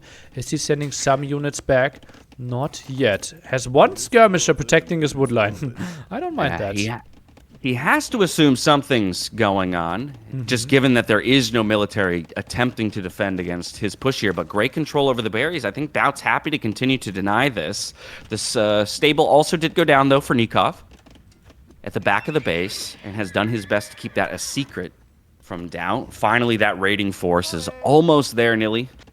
But it's just 2 archers, a spear, and a low-health scout. That 3rd archer is a mile away still. Kind of weird, right? They left at the same time, took a bit of a detour, tried to scout a bit more, and DAUT just casually chilling with one spearman. But it feels like that might be enough of an answer. So weird. No, it looked like Nikov was thinking about bringing a Vil forward at the top of the map, but he ran into a wolf, now below half health, decides to rotate that villager all the way back. 2 archers, 1 spearman arriving, and DAUT, well, he will be happy to just take an easy shot here. Yeah, 1 skirm is almost enough to deal with this entire raid right here, even a spear as well. In defense here for DAUT means no damage will be found for Nikov just yet. DAUT moving to gold himself now with a couple villagers and a mule cart. We've got a blacksmith coming up at home here for Nikov, now trying to find a couple of upgrades that might give him an advantage. Still dealing with this force from DAUT at the front of his base. Finally snipes the scout. DAUT needs another unit at home, though. Only 1 skirmisher, very low HP, won't be dealing enough of damage. And DAUT has now a tough army to control. 3 scouts, 4 spearmen, 6 skirms. While Nikov is playing scout archer. Way easier to micro for him. Yeah, the AI classic. Scouts, are they going home? Or they're just staying back? I'm a bit confused. Looks like Nikov is going home. Still has that one archer as well, just placed at the bottom hand of the map. Seems like wonky unit control here from Nikov to a degree, or maybe just indecision, right, about what he needs to do. Feels like he has to do damage to a degree, didn't send enough forward to find it, still has to defend against the pressure of DAUT's force, but also probably this whole time knowing, or at least in the back of his head, repeating that DAUT is getting an eco advantage because he's in the middle, grabbing that food, using those mule carts. Moved those villagers onto gold, in fact, as opposed to the Ibex. But we see the food count just about to hit 800 for DAUT, while Nikov sits on 100 food nearly. Castle Age is in. Pretty massive, pretty massive. And I think then a fortified church just at the crossing. And it would be so incredibly good for DAUT. Now we see some raids here. Can DAUT quick wall this one? Looks good so far. What a find there on the quick walls. Of course, the villagers are still vulnerable, so DAUT's even now thinking about rerouting them. Might have put them in a worse position, though, if Nikov finds it. Has got to group up his archers with those scouts, though, because there's plenty of spears there for DAUT to defend. He's going to look for an escort. The caravan back home. He's taking into Bloodline. Scouts don't really want to engage with the spearmen around. Archer now decimated. Oh, it feels like Nikov needs to win this one decisively. I think so, but he can't find the angle, and DAUT's doing a great job of shoving those scouts back. He has lost a couple of his spears, and if all 4 of them go down, only 1 more in there, now it looks like Nikov has permission to go forward. Just has to have good archer control. Don't want to lose too many to these skirmishers, but does have the advantage in the numbers on the scouts. DAUT, though, with bloodlines in at this point. It's looking like a really close fight. The scout battle is won here for Nikov, but the archers are shoved away by the skirmishers, and so I'm not sure it's as big a win as Nikov would have wanted. But still not bad, right? He forces the villagers to move. Scouts need to be added as well. Skirms can defend, but DAUT, well, he just moves around and then should take another solid wood camp or lumber camp for himself. But right now, that scout took more damage than he wanted. Yeah, on the run with 13 vills. So Nikov achieving something, but Castle Age comes in that moment. Still 2 minutes away here for Nikov, and DAUT will just reposition all of those wood vills onto gold. Taking a look at what he's producing, and immediately 3 knights in the queue. Also the first armor upgrade coming in for those knights. More archers coming forward, though, here for Nikov. DAUT's got to go ahead and run away with a few farmers, and now all of a sudden all these gold vills. He has a knight. They're a little vulnerable. I think DAUT could be fine. Does he want to take the engagement? Maybe jump for the spearmen first. Skirms are arriving as well. Villagers being pulled. 1 goes down, but DAUT will clear up all this army, maybe except 2-3 villager losses. Maybe more. Yeah, this feels like such a desperate play from Nikov. I mean, reasonably so. He knows he needs to get damage done. He opts to ignore the knight and the scouts with the archers. Looks for vill kills. Only finds 2 at the cost of all of his units. This is not looking good. For Nikov, as he's still 30 seconds away from the Castle Age. Forging coming in now for himself. And a second stable. Well, makes a lot of sense. A third stable, rather. Oh, yeah. Third stable. Feels like needs to get the numbers out there. Is Walling in his gold? Is Walling in his woodline? I like those decisions. And the knights are trying to find something. If there's a single hold, the game is over. But it seems like Nikov might be good enough to have no holds. I was nervous. Woo! Just barely getting that one up. We'll keep the gold villagers safe. I do like this play here from Nikov. It's going to be an all-in 1 TC play here to try and recover. Garrisons the villagers, pushing back those 4 knights. We've got 3 stable knight production plus a monastery coming up here to try and deal with the night flood. There is a hole on that wood line. There is a hole on that wood line. If DAUT finds it, he doesn't. But it is an ugly wood line at that. Nikov's villagers are effectively useless over there, tripping over each other. And DAUT just moved to the right-hand side. Such an easy move for him. And that's so much pressure on the gold. Nikov is getting to reasonable knight numbers, though. Will also get to a monk. Will make his defense way, way easier. Oh, but DAUT, great unit control, loops his knights back around, groups everything up. He did lose some skirmishers, yes, but still holds the military advantage in terms of health and numbers. Monk on the field now for Nikov. This could be the kind of unit that turns the tides if he can find enough conversions and gets those heals. Army DAUT runs just away. gonna, intelligently moves away. I think he understands that he has an advantage. Although, down in eco numbers. So what DAUT just built is a fortified church next to his gold. Will protect his villagers in the sense that he can send 10 villagers in there. Will also work as a normal monastery. And with the minion bonus, the first fortified church is generating a relic for you. All of a sudden, though, Nikov not looking in such bad shape. He's managed to push the pressure back from his base. He's now coming forward with knight numbers. Even has the tech advantage, right, with forging in. Monk should scare this away. And both players with 1 TC. I wouldn't be surprised if DAUT buys himself some stone and just adds some towns. I think this is actually booming time. I would be really surprised if anyone can find a lot of damage with the Monk setup that we have. Yeah, definitely. Ooh, devotion. New tech coming in. Increasing the conversion time by 1 second. Increasing the conversion time your opponents would take? Yes. Okay, so basically you're just raising the minimum conversion time by 1 second and the maximum conversion time by 1 second, but it still has the same RNG within that Within window, that range, I yeah. assume. Like, Okay. within the whole range, it's increased by 1 second. Copy that. Well, Devotion matched with Devotion on the other side, it looks like. So Dan, both players Thank you taking advantage of the new techs. for 25 gifted As subs. they realize in a night battle, the conversions can mean everything. DAUT now going to move on to stone with another mule cart and a few villagers. Second TC coming up on the wood line. Nikov, though, will actually be the first to the second TC as he looks to secure a gold with his relics coming in as well. Goes for the market now. Knight raid at the side. Maybe back at the wood line. Could we see an overchop? No, 60 wood left to go. Don't think knights should find too much here. DAUT is trying to make something happen from both sides at the same time. Yeah, 2 monks coming over to push those knights away from the market. We'll see how Nikov responds.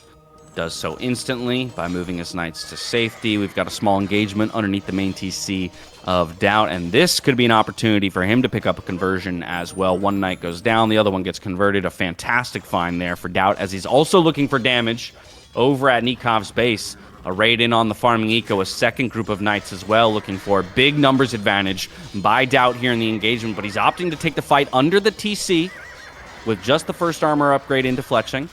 So he will sustain some damage, but even still, he's finding plenty of kills.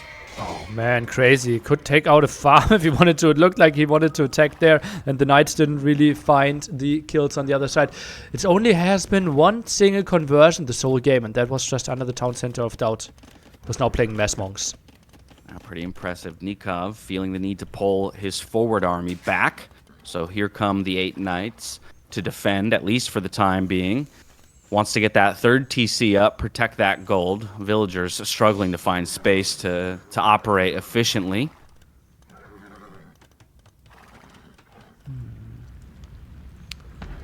More knights in the center. Law of the outpost, but also law of that DAUT. Realizes how powerful that one is and destroys it. Yeah, removing that vision from his opponent. Knights coming forward here for Nikov. Only 1 monk, but immediate attempt at the conversion. Will Nikov get the snipe? We've got the knights playing defense. Finds the conversion. Monk will not go down in the end, possibly. No, DAUT's going to chuck it away. But did get the conversion before that happened. 2 more monks forward as well. Is going to repel Nikov from the middle. And look at this unit control by DAUT. 2 groups of knights. Nikov goes forward. DAUT comes in for the raid. He finds 2 monk kills, 3 monk kills even, and a couple villagers for just the cost of 1 knight, it looks like. And now he's rotating over to the wood line as well on the other side. Also, something we didn't mention yet. The upgrades here for our minions are 20% more efficient out of the mule cart. So the wood upgrade typically would be plus 40%, but for minions actually plus 48% right now.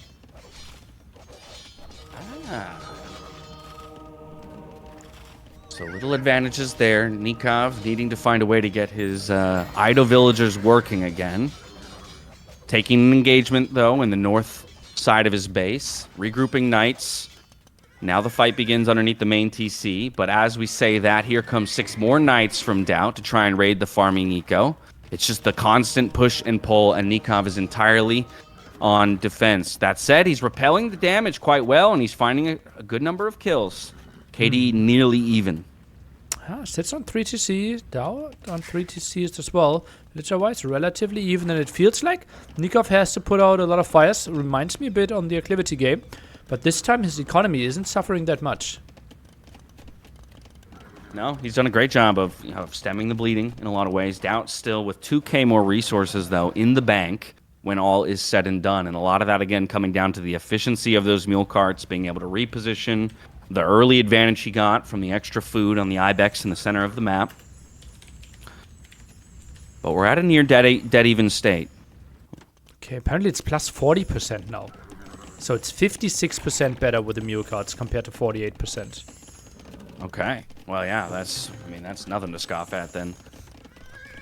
How many relics do we have home? We've got 3 relics home for DAUT as well. So even advantage in the gold income there. And for the 3rd game in a row, we're going to a 4th TC here for DAUT. Well, he likes those quite a bit. He loves to boom, loves to play the stable game. It's something about that 4th TC that just really gets him going. Okay, knight numbers looking pretty solid. Now Nikov got his 2nd relic, so only 1 to take at the right-hand side. But won't really be game deciding. Interesting how neither player really gets the proper control of the center yet. Just way to open up an area to raid. Yeah, at this point, we just got to start thinking about eco setups and the late game, right? We've had the trend of Imperial Age in this series so far. And it looks like we might be going there once again, and that's where we start to think about tech switches, army compositions in the late game as the 4th TC will compete, and boom, just like that, Nikov's thinking about establishing a position in the middle of the map. Wanted a castle, thinks better of it though, is going to reposition back towards home. He sees all of those monks coming forward, and it's a massive knight battle.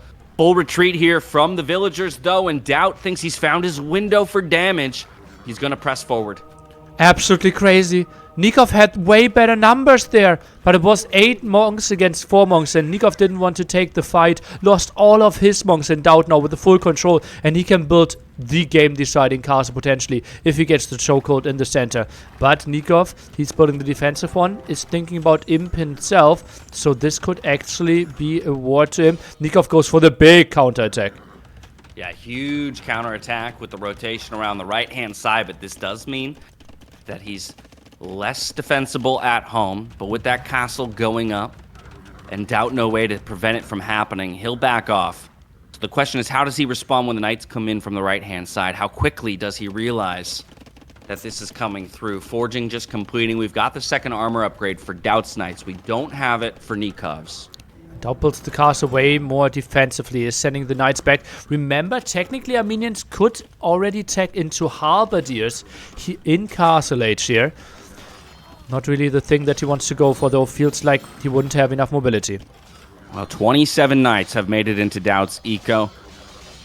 He's got 25 knights to respond with. Again, he does have the armor upgrade advantage here, and so I would give him the advantage in the straight-up fight. Nikov just looking to create havoc in the base. The Imperial Age click came through for him, so every second he can buy himself here is an advantage once he makes it to the Imperial Age and can get those techs in a little bit earlier. Either way, though, his offensive push has been repelled. 2nd defensive castle back at home here for Nikov, so still doesn't feel like he can make it to the center of the map as DAUT establishes a little bit of control with a castle position of his own. Unit for the Armenians is Composite Bowman. It is basically a ranged unit that ignores all the armor. So really good against high pierce armor thingies, units like, for example, Paladins, but doesn't have the greatest damage output to begin with. So it's not a crazy unit right now. And correct me if I'm wrong, they're slightly less range than like an Arbalist, right? Like, or their age like counterpart in the Archer line, right? Yeah, I think they have slightly less range. Yeah.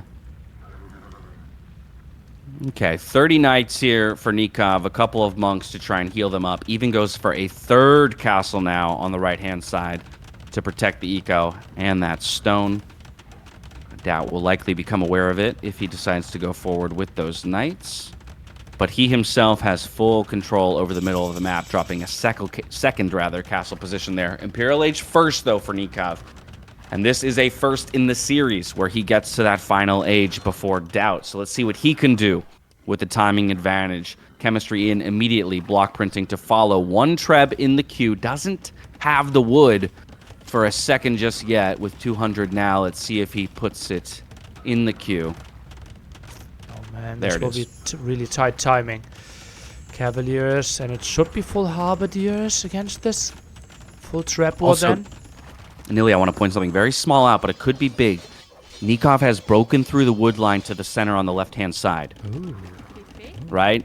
Whereas before, he would have to push through on this castle if he wanted to get any units into the middle. He could possibly have a flanking group of knights come through there in a big engagement where siege and monks are involved. Either way, the trebuchets are on the field, and immediate pressure being placed on this forward position here for DAUT.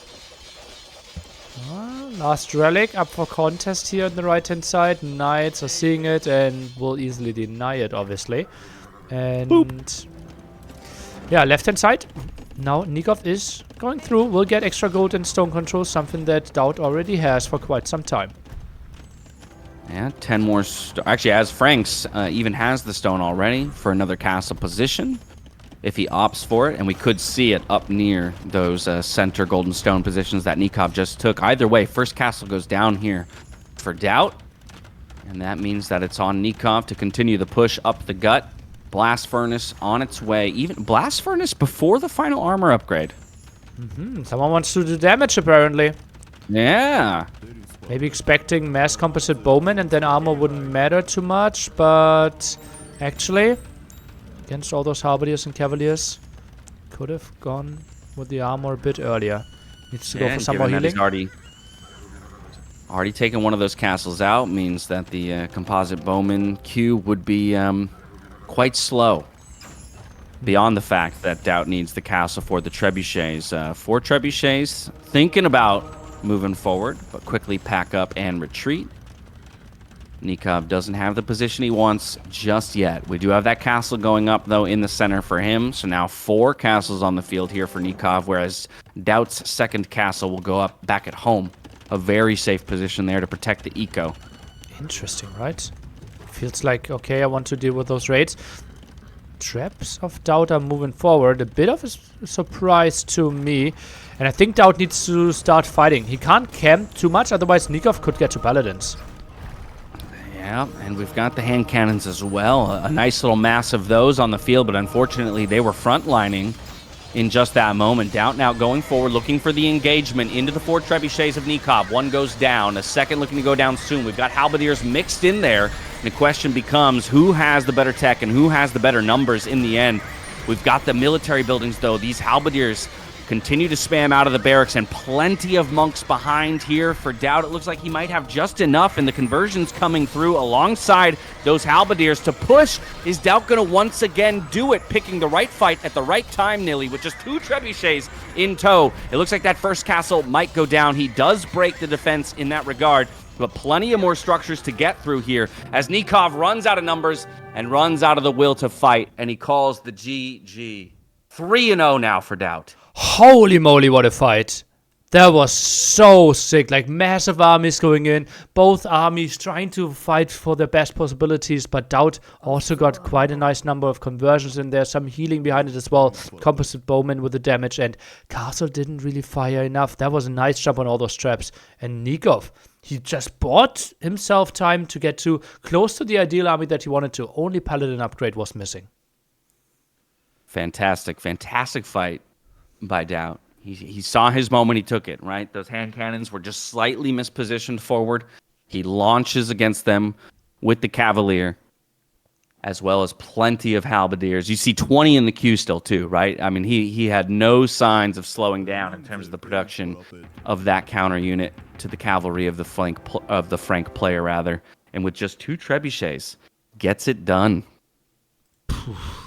What a beautiful game by DAUT. And that was like really intense for a very long time when both players like rated each other quite a lot, had to go for like, what did we see? Like, I think we produced both with like more than 50 knights in Castle Age, right? And then we had the monks to convert, but DAUT's economy somehow kept up.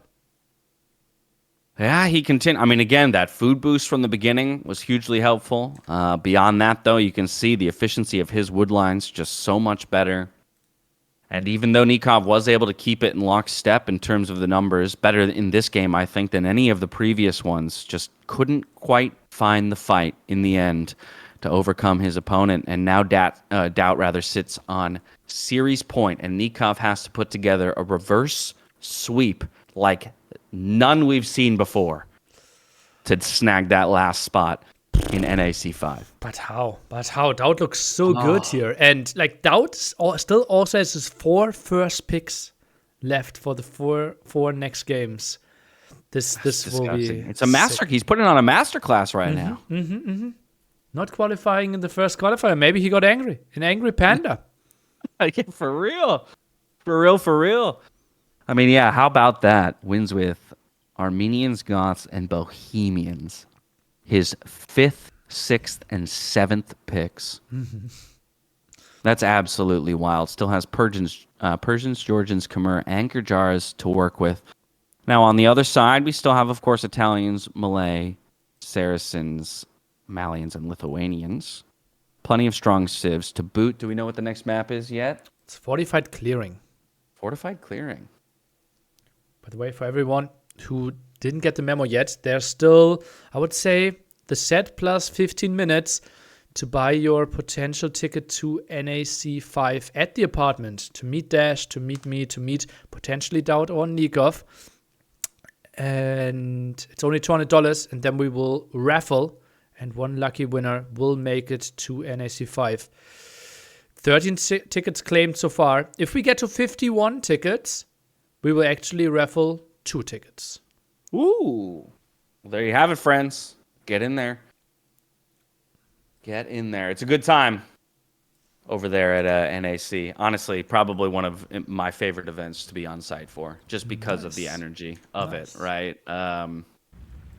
Everyone there has such a deep love for the game that we're there talking about, you know, and I think that there's something special about when productions are done by a small, scrappy crew, right? Where everyone is just beyond invested in it, right? Working on big productions is fun in its own way, but there's something very special about working towards a singular goal with a small group of people, everyone doing, you know, multiple jobs, filling multiple roles, wearing multiple hats. But by the same token, we're all doing it for the love of something, you know, that has been a part of our lives for a very, very long time. That is true. It has been quite a long time. Just imagine DAUT playing this game for 25 years as well now. Memp will be there. I played with Memp and DAUT in 2002, right? Yeah. I'm going to get to meet Memp for the very first time. Oh, you've which will never be a met. ton of fun. I've never met him. Yeah. This will be my first time getting to meet Mem and feeling his energy course through my veins in person. Oh god, yeah, I'm a bit scared for that co-cast, the two of you. Like we needed a very boring set. Yeah. Give us a shutout. Give us something where somebody walks over everyone else. Well, with that, Nilly, game has begun here. Pressure's on for Nikov. He's got to mount a comeback, starting with a victory here on Fortified Clearing, and he's opted to do it with the Malay up against the Georgians here of DAUT. So DAUT is going to elect to go with his secondary pick up against the third pick of Nikov on Fortified Clearing. Okay. Georgians, what can they offer? Well, that's an interesting one. Obviously, they can go for the fortified churches as well. That will actually boost your economy in a radius around that church by 10%. So, nice boost in that regard. And they can go for warrior priest. A way stronger unit that can carry relics, that can fight, can heal, but cannot convert. So actually, I'll take an opportunity to put my ignorance on display, but have you explain something that I'm sure many viewers will find useful as well. Talk to me about the warrior priest and like where it's where are its best uses? Well, it's simply way better to fight off some other units, right? It can fight back against scouts, light cav a bit. It obviously takes extra damage, but it has 11 damage, 80 HP, so you can consider it to be like a two-handed swordman in Castle Age. Movement speed not that great, but can obviously go for those relics, and this is a map with 9 of them. Fantastic. Okay, cool. 5 in the right in the middle, 3 at the top in this generation, 1 at the bottom. Pretty even split. On the other side, Malay considered to be one of the best civilizations on those maps, Arena and Fortified Clearing. Faster uptime just makes it so much better to advance to the next stage. You could consider this to be extra villagers that can simply work for longer. But also, if we think about something like in a trap battle, castle v castle on the way to Imperial Age, Malay simply arrived there 1.5 minutes earlier. Exactly. And you can see that commitment to getting to the feudal age early based on the fact that Nikov just now goes to 3 lumberjacks. That third villager just arrived to the wood line. So stuck on 2 lumberjacks for quite some time to just have a little bit more working on food, accelerate himself to the feudal age, perhaps get those upgrades in. Okay, apparently as well. Georgians don't get warrior priests. I thought both of them got it. Okay, I was really wrong. Oh, really? Yeah. Apparently only Armenians, and we didn't see them last game. All right. Now we know. Today I learned. Okay. All right. Feudal age on the way, though, for Nikov, and he goes up at 20 population, 19 villagers.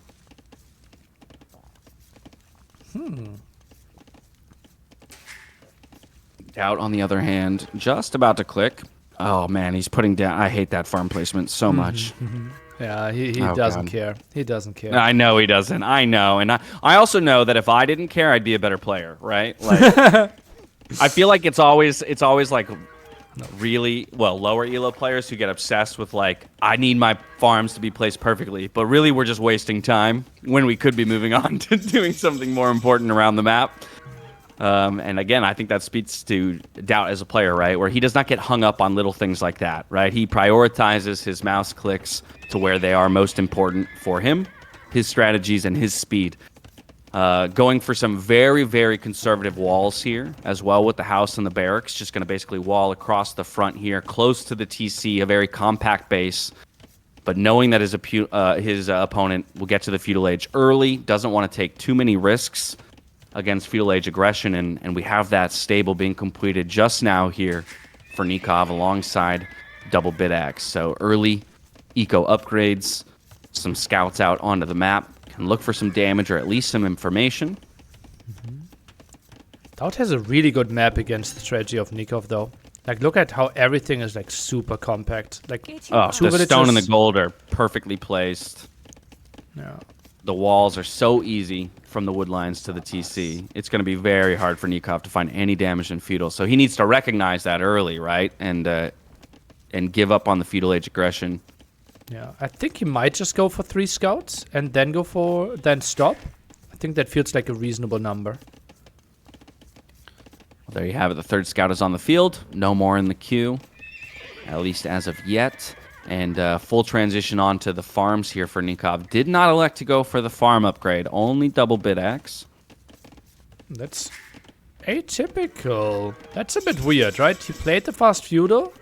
Typically you want to have that, but especially you could afford it with a scout rush, I believe. Yeah, meanwhile, DAUT hits the feudal age, immediately drops his 2 buildings. He's going to go market and stable, keeping the stable secret. Using that market to gain control of some space and continue his walling. But just looking for that fast castle from DAUT. No surprise there. So Nikov arriving now with his 3 scouts. The wall isn't complete just yet. The market does complete.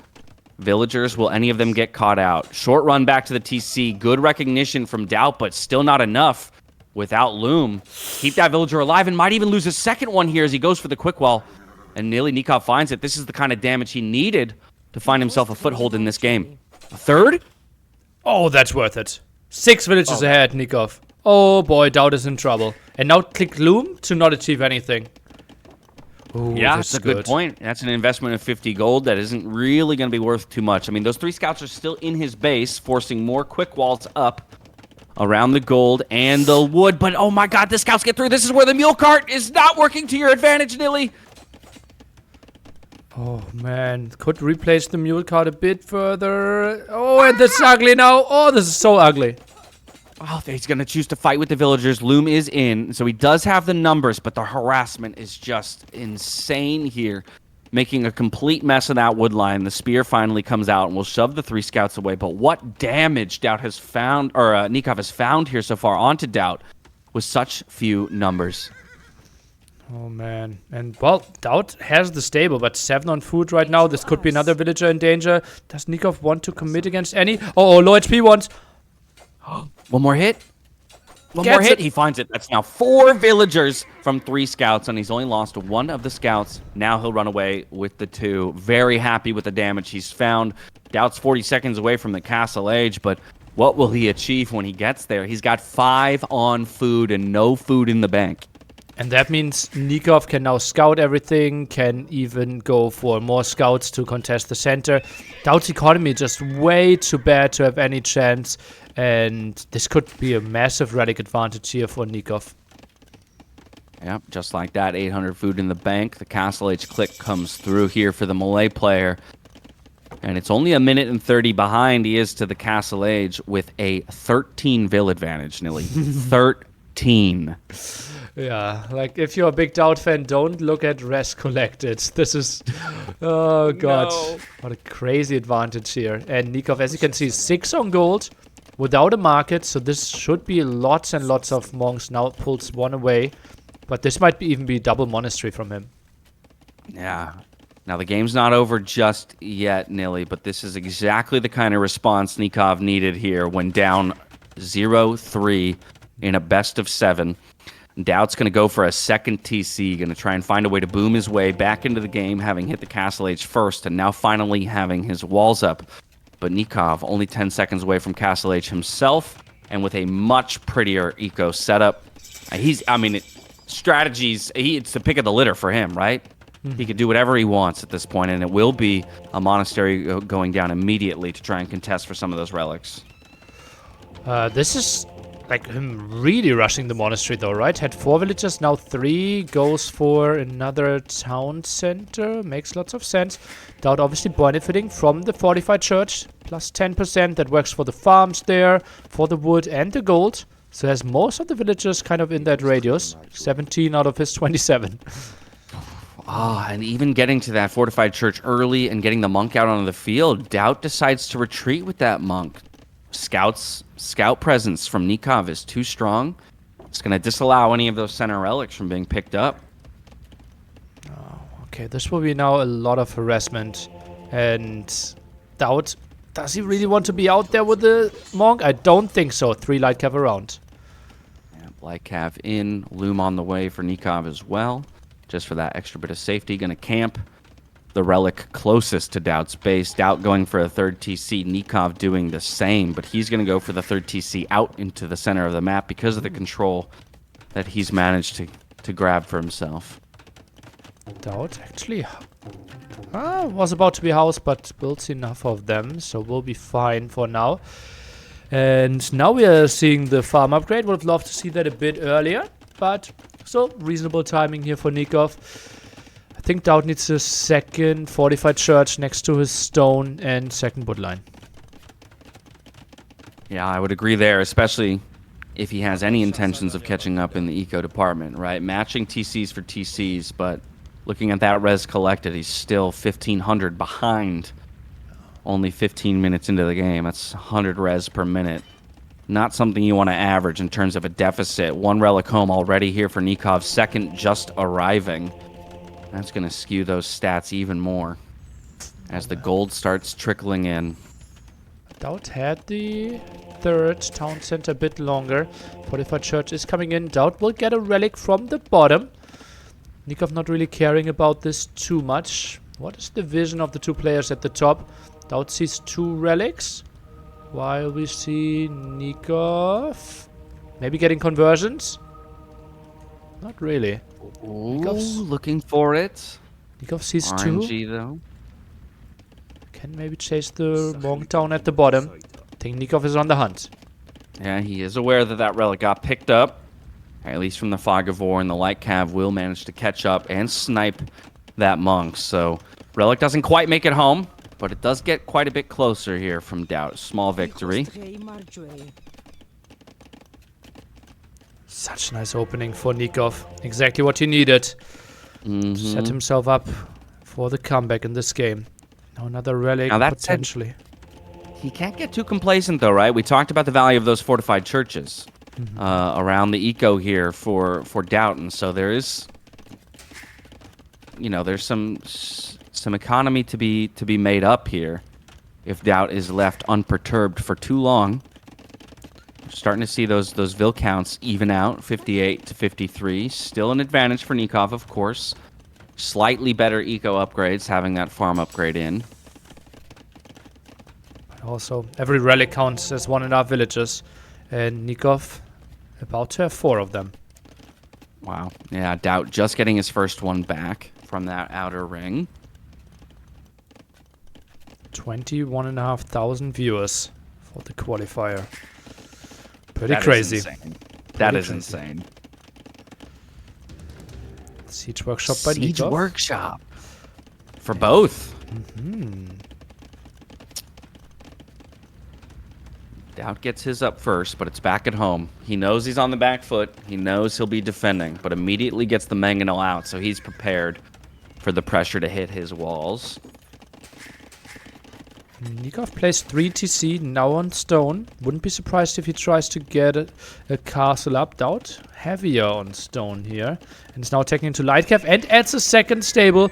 He does not want to give up map control.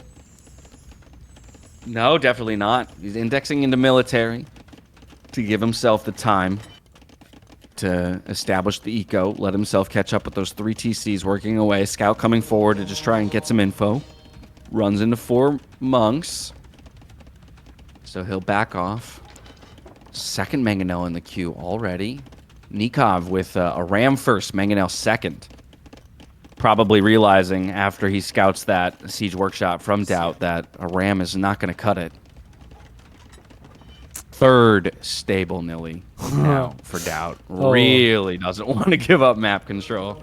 And now taking into devotion again. Also works for the Lightcav raid at the left-hand side. Nikov might lose 2 villagers there, but closes the door behind them.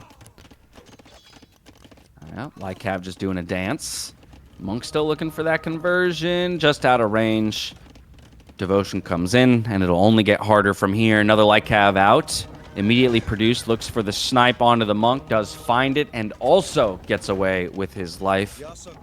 3 mangonels now here for DAUT. Looking to move out. I think he can jump. Monk's not starting the conversion. Spearman around.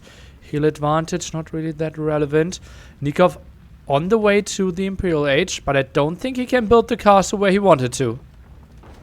Okay, 140 though for that Imperial Age. Yep, defensive castle here on that gold, just outside of his base. The Lightcav coming forward though here from DAUT, looking for the snipe onto the mangonel. Finds that, now turning their attention to the monks. All 4 go down, with only, I think, maybe 1 conversion coming through. So a good victory here from DAUT, but he has to not overextend. Here are the mangonels, but he doesn't have numbers when it comes to the Lightcav anymore. Villagers as well, looking to put a castle down here on the forward stone. Will, how many of these mangonels live? Perhaps, well, both actually are going to live as the Lightcav have to retreat and the repairs come through. So good for DAUT, but as he establishes his forward castle position, his opponent's about to hit the Imperial Age. That's going to be a nasty timing here for DAUT to have to deal with. Okay. This is obviously a lost castle there. In case Nikov gets enough traps out. Knows about the castle as well. DAUT knows about the castle from Nikov. Just needs to somehow buy himself some time.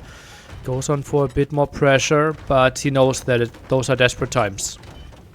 Yeah, he's looking to batter through these walls. Nikov just going to stonewall behind that. Between each of his houses. Castle will complete here from DAUT, but won't be long for this world with trebuchets already on the way. Back at home, wheelbarrow completes, but DAUT only 300 food in the bank as he continues to expand that farming eco, now up to 35 on food. So he is going to get there eventually, but likely to lose this forward position. I don't hate it, though, just to buy himself the time, right? Yeah, I think that is the main goal there, right? He knows that it won't really get him traps out in Imperial Age or something. Also, it will be there for a bit longer, because it will be kind of on a hill. And every trap that wouldn't shoot from a hill as well, so a trap positioned worse than this one, would actually do less damage, and also even less damage due to the bonus that you have with the hill here for Georgians. And repairing is cheaper as well. Yeah, second trebuchet out. Working away on that castle. 5 villagers repairing. So DAUT's going to keep it alive as long as he possibly can, but does know that this is going down in the end. Imperial Age just clicked for him. 3 minutes on the clock, nearly. 3 minutes on the clock. How much time can DAUT buy on the front of his base? He's got archery ranges going up behind, all the way in the back. Okay, weird place, but yeah, where else, right? He knows that he's getting pushed back quite a bit, so it makes a lot of sense to just buy himself some time. And he will just accept to lose this. What are the next steps? That's the big question here. Tries to pick up some more relics for himself. Still heavily behind in that regard. 4 against 1. Yep, coming forward with the pikemen here to clean up the villagers and that mangonel. Castle does finally crumble to the ground. More siege workshops, more barracks coming down here for Nikov. It's time to put the pedal to the metal and take home his first game of the series. Pressure's on. Villagers retreat. So, in fact, 4 of them, at the very least, are going to live. Back through the walls into DAUT's base. Mule cart as well, making it all the way home. Handcart coming in now for DAUT. So, continuing to invest into those eco upgrades. He knows that if he wins this one, it's going to be a long game in which he claws his way back into it. Hugely defensive castle position all the way in the back right corner of DAUT's base. He's going to continue to cede ground as necessary to buy himself the time for the techs he needs to combat what's coming forward. Fletching as well. Elite skirmisher now in response to the pikes and the halberdier upgrade coming in. These comes makes a lot of sense here. The thing is, just the pressure from all those traps will be so much. Plus now bombard cannons soon out on the map as well. Nikov just continues with his rampage here. Halberdier finishes. This will be tricky to get into proper skirm numbers. Without a doubt, and the fortified churches are now being threatened by the trebuchets. That means relics will hit the ground. That means the economy is going to get less efficient here from DAUT in the areas around that fortified church. He's going to be relocating units. Bodcanero just came through. Now he's going for padded archer armor. 5 skirms on the field, 6 in the queue. He's going to have to get that mass up. University as well on the way with conscription. Just trying to get the mass of ranged units up to try and hold off this halberdier army, but he also needs an answer to the siege, which he just doesn't have at this point. In the round of 48, he played the same map and was down to 90 pop versus his opponent's 200 population. And DAUT still won it. So DAUT, a master of those comebacks, but I think somewhat of a skill gap there as well. From Blackheart to now Nikov, who's obviously one of the all-time greats and unlikely to let such a big advantage slip here. Goes up a bit too deep with the traps, though. Oh, very deep with the trebs. Underneath the fortified church, of course. The fortified church with just a single relic doesn't put too much damage out. Now it's villagers looking to get it done here for DAUT. Realizes that's not going to be enough. And so these trebuchets, they're going to just put heavy work into this castle. Fortified church going down as well. You mentioned it, Nilly. He may have come back from a worse position than this before, but Nikov is not the kind of player to let that happen this time around. The pressure continues. We do have chemistry on the way for DAUT after ballistics came in, and these skirms will deal with the halberdiers decently, but we already have some of those Karambit warriors on the field here. Karambits even, yeah. Yeah, that's true. Quite some numbers here. Monaspa, a cavalry unit that gets more damage the bigger the group gets, and DAUT's group not looking too hot right now. Mainly elite skirmishes here. I don't really think that will work too well. Now Monaspa converted even, and they will do really well with the skirmishes. Nikov does not go down that easily. Gets it done in game number 4. When the pressure was on, back against the wall. That's 1. And he needs to find 3 more in a row for DAUT. 3 chances to get 1 over the line and book his ticket to NAC 5. But you love to see this kind of fight out of Nikov. Never say die. Never say die, and he wins it with melee. An all-important Civ victory for him, especially against one of DAUT's higher picks. Yeah, Jordan's second pick there. And, well, we see. It all came back to those scouts. Those scouts finding 3 scouts finding 4 kills in the feudal age. Absolutely absurd damage to be found against non-loomed villagers. And for DAUT, unfortunately, just didn't get the walls up. You saw the idea. He knew he needed to go for conservative walls and protect against that feudal age aggression, and just didn't quite get it down in time. Pays the price dearly.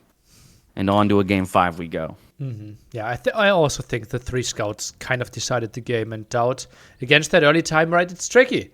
Melee can play this early time and just play the boom, and we've seen that a lot over the last month and years. So I understand how DAUT didn't get super scared here. Right. Yeah, and you're kind of guessing at that, right? Whether or not your opponent is going to invest in anything early. Or just take the advantage of the eco upgrades and continue spamming out villagers, faster uptimes, and make it to Castle Age. So took a gamble to try and go to Castle Age himself with the walls. Misses just barely, and Nikov snags the win. Nili, if you're all right with it, I'm going to sprint to the restroom here in between games 4 and 5. Go ahead. Alrighty, I'll be right back. I wonder what would have happened if I said I was not all right with it. People, not a long time for the raffle to end. If you want to attend NAC, this is your chance.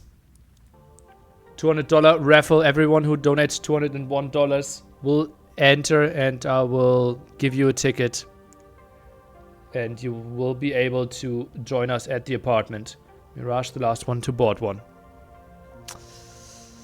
If you go onto the file on the second... How's it called? Slide? Second slide? You will know if you were at it.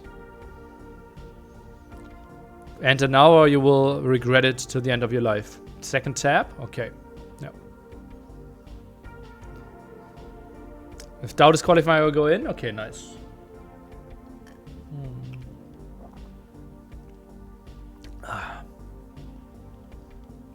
3-1 lead for DAUT still. M5 loaded up. You donated at the beginning of the set? Okay, I will check it, Sunnyflower. I know you already have a ticket from earlier, right? So I think you wanted the second one then, I assume? Or maybe more? I will check PayPal after the set.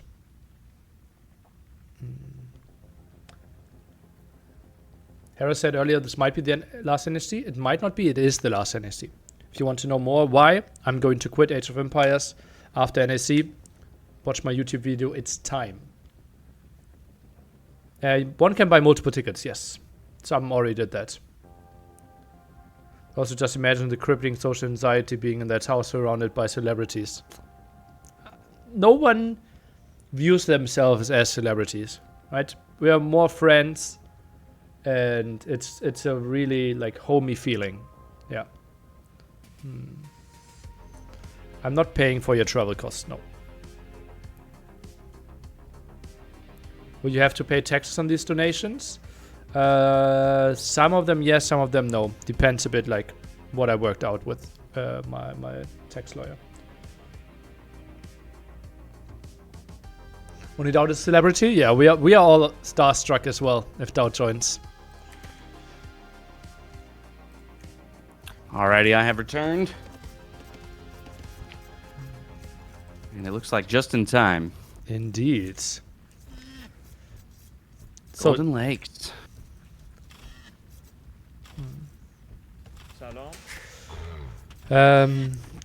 Dash, sell the $200 raffle. Why is it good as a viewer to stop by? Why should people spend a day at NAC and meet all the people there?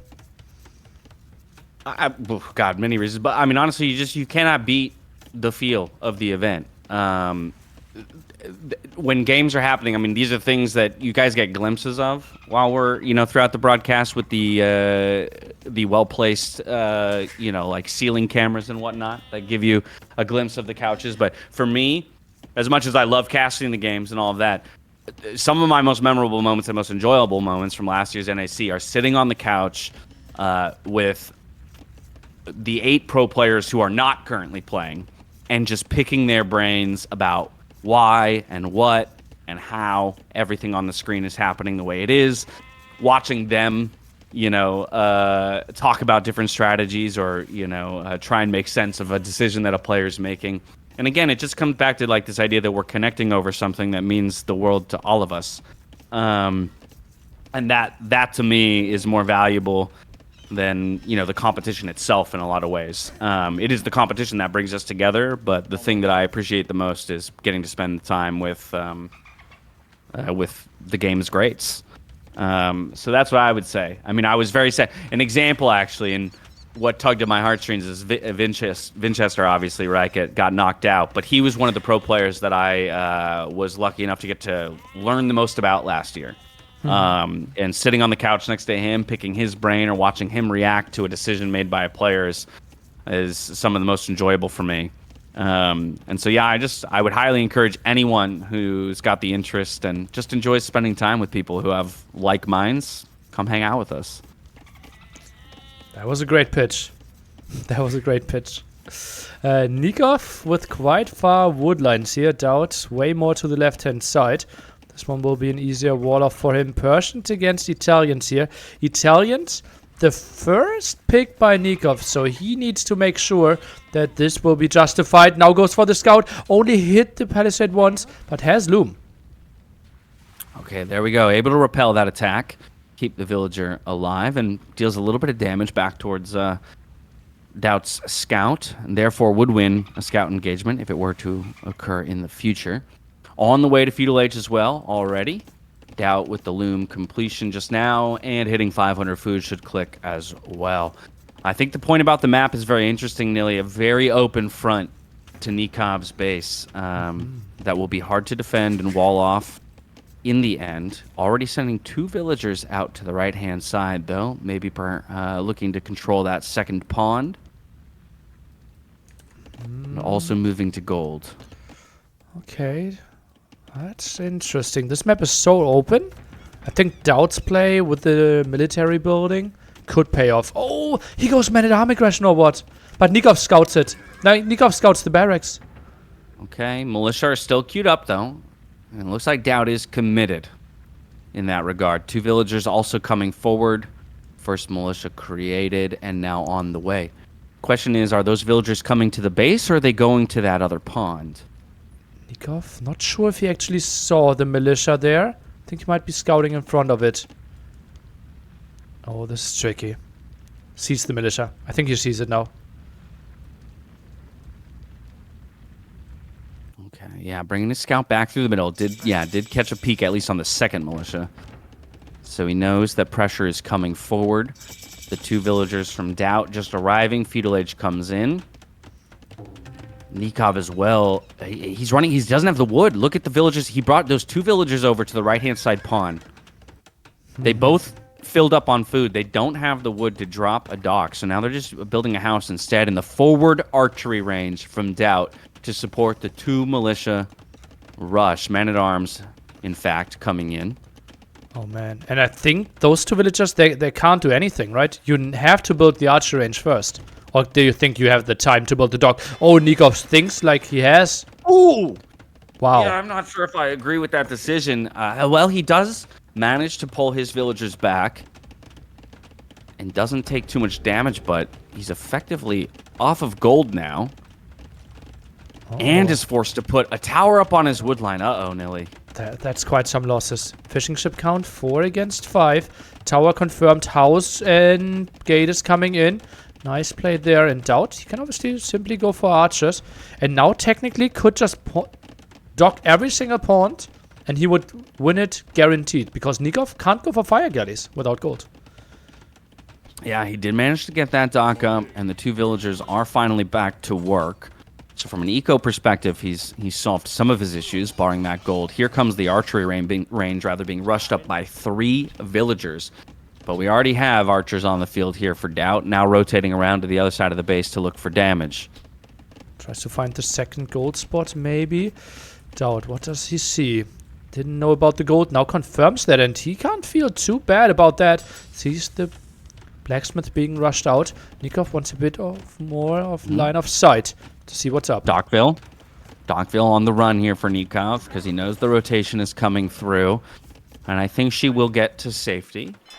So good response by him. DAUT just continuing to rotate the pressure around. Question is, does he start just working away on the dock here with the 3 militia? And no, thinks about going towards the wood line. More likely that he tries to maybe sneak a villager there eventually. Will contest the right side. Actually goes for a fishing ship. What is happening there? Wow. Does he not see that dock? Nikov, does he not know? No, he sees it. Wow, and Nikov knows. That is really good for Nikov. Oh, wait. Oh, yeah, DAUT doesn't see. He went all the way over there and didn't see the dock. Well, he'll now see that fishing ship. Fire galley in response. Okay. But double dock here for Nikov means that he has the advantage in the defense of the right-hand pawn. We've got the blacksmith coming up at home here for DAUT. Blacksmith already up and fletching on the way for Nikov. Moving out to the berries. He's got some skirms in defense, so he's done a phenomenal job, actually. Preventing too much damage coming through from DAUT. KD is 1-0 in favor of Nikov, actually. Now 2-0. Double dock. Villagers. Oh, that's so good by Nikov. Nikov played this so incredibly well. I'm really shocked. This is massive for him. I thought he was doomed when he couldn't even drop the first dock with those 2 villagers. And was getting pressured on his gold, and instead he's recovered in phenomenal fashion. 2 fire galleys out into the pond. He finds 1 Vil snipe. Will soon find the second one, which means there's no chance he loses the water battle, having repair options. So what an investment now from DAUT to get nothing out of this pond in the east. Ooh. Nikov, like, he has to be really happy how this went. Like, he was completely blindsided, had no idea that men-at-arms would go for him, didn't have any wood to build either the second dock or an archery range, and suddenly, he's in a very reasonable spot here. Yeah, I really thought, Nilly, we were about to see the end of the series, like, with that forward from DAUT, and that it would kind of end in an unspectacular fashion in that regard, but Nikov is putting up the defense of a lifetime here from a bad situation. Now, that said, the land military from DAUT does rotate over and is now threatening the 2 villagers from Nikov in just the same way that his villagers were threatened. On the run now. Doesn't look like they'll survive. At least 1 goes down, and now the militia or the men-at-arms are chasing off the second. With these skirmishers here, perhaps Nikov can save it, and our focus goes back to the water, where the numbers are in favor of DAUT. Faster producing docks, helping out quite a bit. You both have 2 docks. Obviously, that's better for DAUT. Now 2 archers and a scout trying to make something happen. DAUT tries to wall off the right-hand side, but doesn't really have the walls up. But he has 3 skirmishers there for the defense, so he should be fine. Nikov just whittling away these men-at-arms as they make their way into his eco. We've got a second archery range coming up for Nikov, whereas the market is going down for DAUT. DAUT looking to find his way to the Castle Age with balance of his eco, but Nikov has already clicked. 2 minutes away. 1 villager goes down here most likely. 10 HP, 4 HP. Gets away maybe? Oh, that's a crazy save by DAUT. And gets the archers and the scout. Action on the gold. Yeah, 4 health on that villager. 2 health on that scout. Nikov just going to try and get some more info with what little health remains on that scout. Walls are essentially complete, though, here for DAUT. So when all's said and done, he takes advantage of a better-looking base, secures some very important resources. He's got 2 golds inside the walls, 1 stone, wood line nice and safe in the back. Nikov trying to get his final walls up here on the right-hand side to at least close off that. Still open on the left.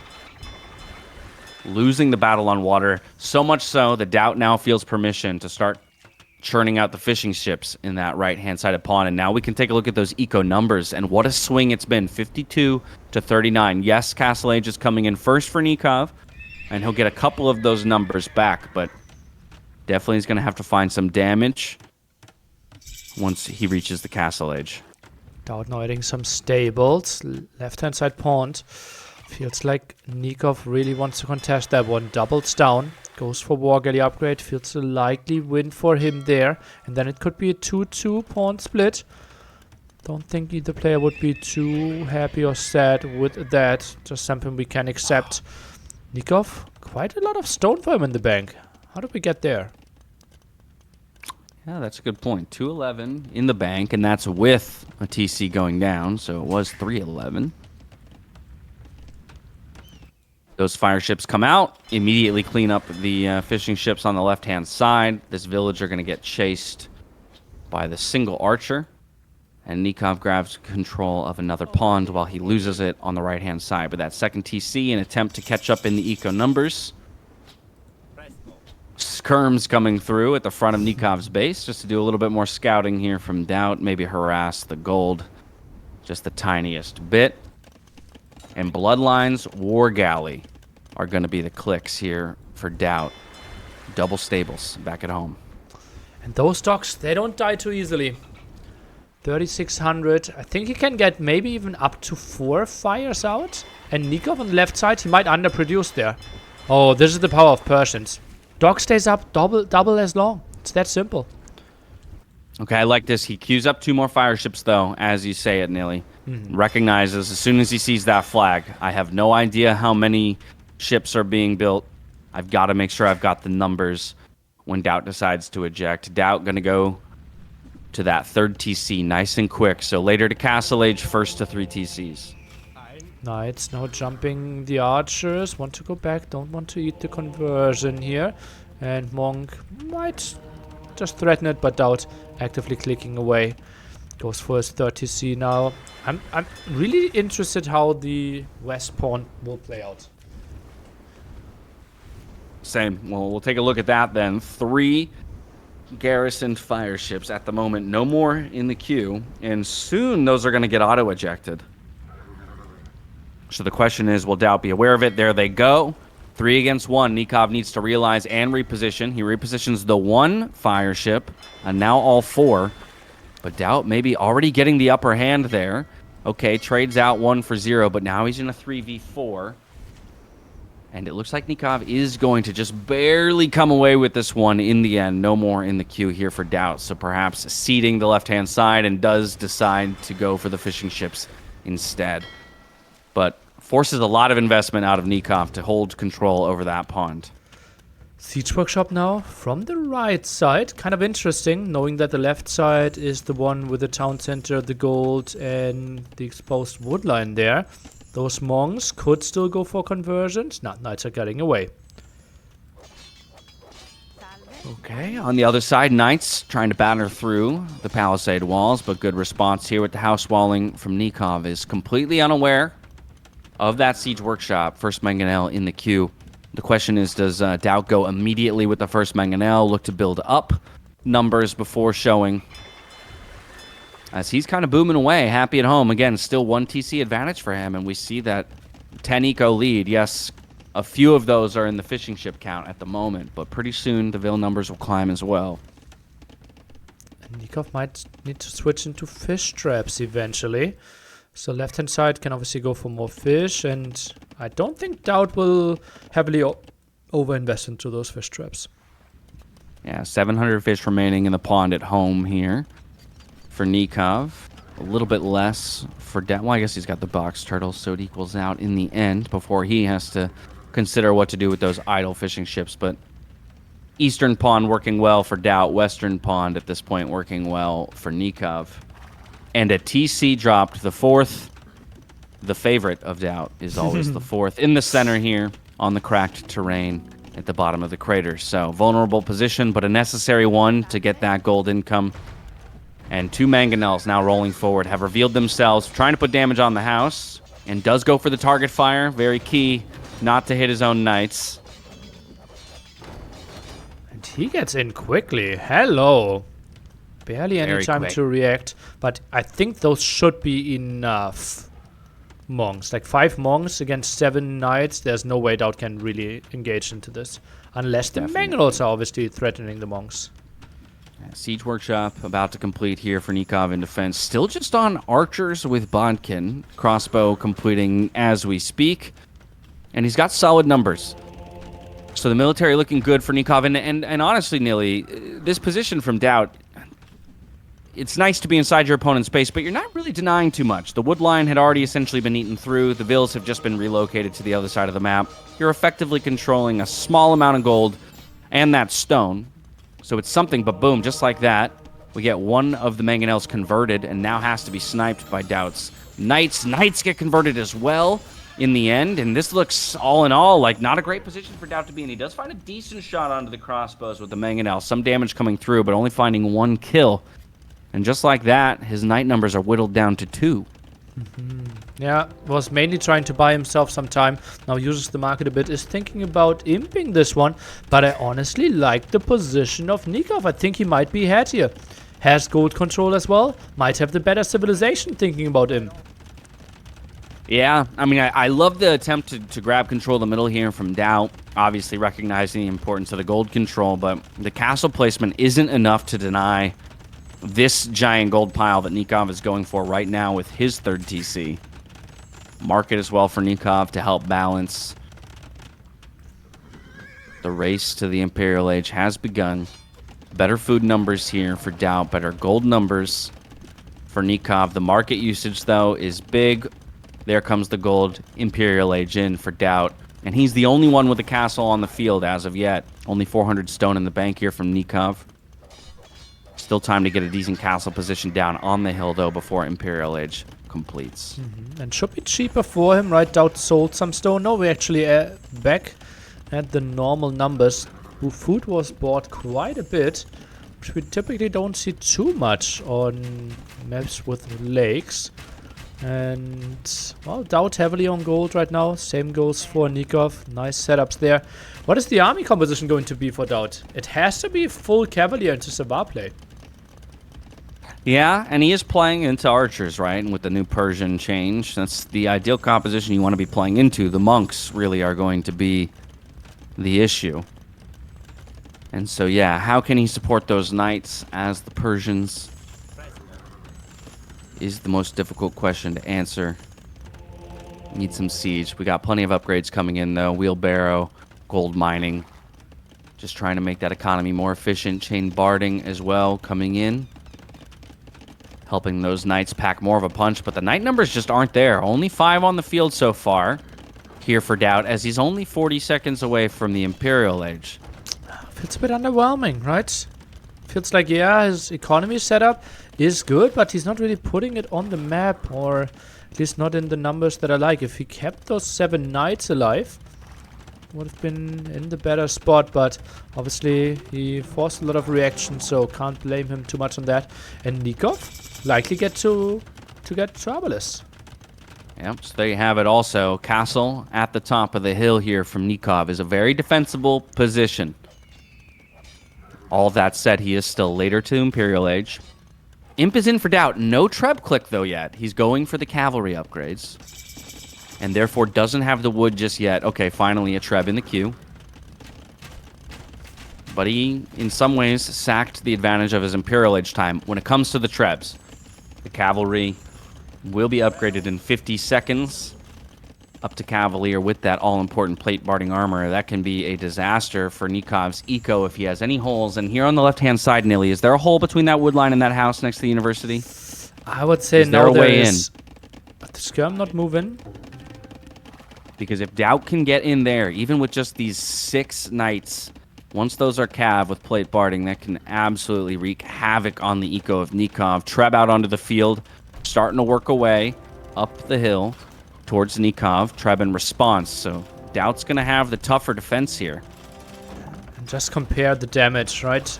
2 shots doing 7.5k damage and 1 shot on the other side. Already, look at that, it's double the damage basically. Cracked terrain plus hill advantage. Holy moly, single trap shot, goodness. 700 damage. Yeah, that's pure insanity. From 4,300 boom as it hits down to 3,700. Fantastic amounts of damage coming out of those trebuchets. The Cavaliers still haven't found any usefulness as of yet in the Imperial Age. Still looking for more upgrades. Savar coming in. Is that a new tech that I'm unaware of? Yeah, that is basically the new Persian Paladin. It is, but it has a bit less of HP, but way better armor. And, well, it is quite strong. Well, armor will be needed up against these crossbows, soon to be Arbalest. Already with Bracer, and the Cav go in to try and take care of the monks, but they don't find enough kills, Nilly. I think we have four conversions coming through, and a couple of those monks still remaining. We've got the Arbalest upgrade now in, working away on that Trebuchet, and the repairs are not enough. There is no defense here for DAUT. And that trap has to go down. He invests so many resources there in trying to repair the trap and trying to repair the castle as well. Tries to build up his numbers, and that was quite a questionable dive there against those 6 monks. Felt like, okay, I was so close, I will go for them, but still got the 4 kills there. I don't think we have devotion. I don't even think Persians have devotion, or maybe every Civ has devotion now. Okay, Savar completes. And DAUT's looking for his opportunity. 14 of them looking to dive into the eco. The quick wall attempt comes through. It won't be found with the gate. How many conversions? 1, 2 at the very least, as the monks go down as well. But for DAUT, he's lost the castle position in the center of the map. His TC's under threat, and the numbers just don't look good enough to deal yet with these Arbalests. He is finding a couple of build kills underneath the TC, but with the castle still standing, I have to imagine in an elongated battle, this is going to work out well for Nikov. What's the follow-up here for DAUT? No siege to push. He's just full-on streaming Savaris forward, and they're falling to castle fire. They do have great pierce armor, as you mentioned, Nilly, and they're cleaning things up nicely, but not finding damage to the rest of Nikov's base. I think they're doing just fine. Look at that, 10 Arbalests only on the map, and he can continue streaming them. 40 on food, 45 on gold. I think another of those attacks, and Nikov will be in full pain. Not really the proper gold control. I really like the position here for DAUT. Not enough Genoese. I think that's a unit we needed to see here. Yeah, he's elected for the Arbalests in lieu of the Genoese. Castle not producing anything at the moment. That said, it's Nikov's turn to put pressure onto the gold. And looking at the ecos for both players, I mean, completely strapped in resources. They're putting everything into it. Everything into this game that they have. The Savar looking for an in to the base. DAUT's going to loop some around here to the right-hand side, perhaps batter through the walls. Now he's looping some to the left-hand side as well, trying to keep away from the monks. But that means that the middle is now vulnerable. And so forward Nikov goes to put pressure onto the TC. A very defensive castle up onto the hill here for DAUT. Still has plenty of gold access because he's the one who grabbed control of the middle first. Now a siege workshop as well to help give him some siege support in the end. Looking for a hole on the left-hand side. Won't find it in the wood line. Devotion now in. Plus 1 second there for the potential conversions. And DAUT is looking at really good numbers. 37 Savars out on the map. 141 villagers. Goes for some bombard cannons. And Nikov, I think he needs more than Arbalest. It's finally starting to build some Genoese. Oh boy, would I have loved to see them earlier. Yeah, and even with those Arbalests, still only 33 on the map. When it comes to those Savara, that's multiple volleys of arrows to take out a single Cav unit. The Genoese obviously going to be a big boon to the damage output when he does get those numbers up. And Nikov has done a phenomenal job plugging the holes. Chopped a hole in the wood line to the far left, gets a stone gate behind it. Making sure to not take any unnecessary damage against the Cav raids, and DAUT really struggling to find a way into the base. Here he comes, though, on the left-hand side. 17 Savar underneath the TC. Are they going to loop around to try and take out the military units or dive into the eco? Looks like it's going to be an all-out military battle. Great job by Nikov to tuck these Arbalests away, but I don't know if he has the numbers, regardless of the positioning, to come out with the victory in the end. DAUT feels like he can come forward with these 2 trebuchets to start working away on that castle again. More Savar coming forward, a bombard cannon as well. The numbers look solid for DAUT in the end, and the monks will not find enough conversions. The GG call by Nikov as he doesn't have the numbers. 4-1, DAUT's going to NAC. Oh boy, and that is so important for him. After missing out on NAC4, the pressure was on him so massively. Oh, I feel so happy for him. Obviously, Nikov, a great addition at NAC4 as well. Was so nice, played such a high level, but they will split their qualifications there here through NAC4 and 5. DAUT will be there, and the spam of the emotes is real. That was a crazy play, and the economy was so good by DAUT. Look at the amount of villagers on food and gold and the massive queue. 15 more Savar in the queue. Yeah, 57 on gold. That's disgusting numbers of villagers dedicated to that resource, but it's exactly what he needed. Didn't need any other fancy tech switches, just needed the most powerful unit in his arsenal. And Nilly, while I was so focused on the fight in the front, and obviously that one was important, DAUT did finally manage to get through those walls on the right-hand side, and you can see what just a few Savar numbers do when they make it into the eco. Forcing idle time, threatening the farms, and I think that's how Nikov knew that even if I were to push back this, this forward assault here from DAUT, I'm not going to have the resources to replenish my forces, and that's how he knew to call the GG. Unfortunately, falling short in the final series here for Nikov. Won't be returning to NAC 5, but the Lord has done it once again.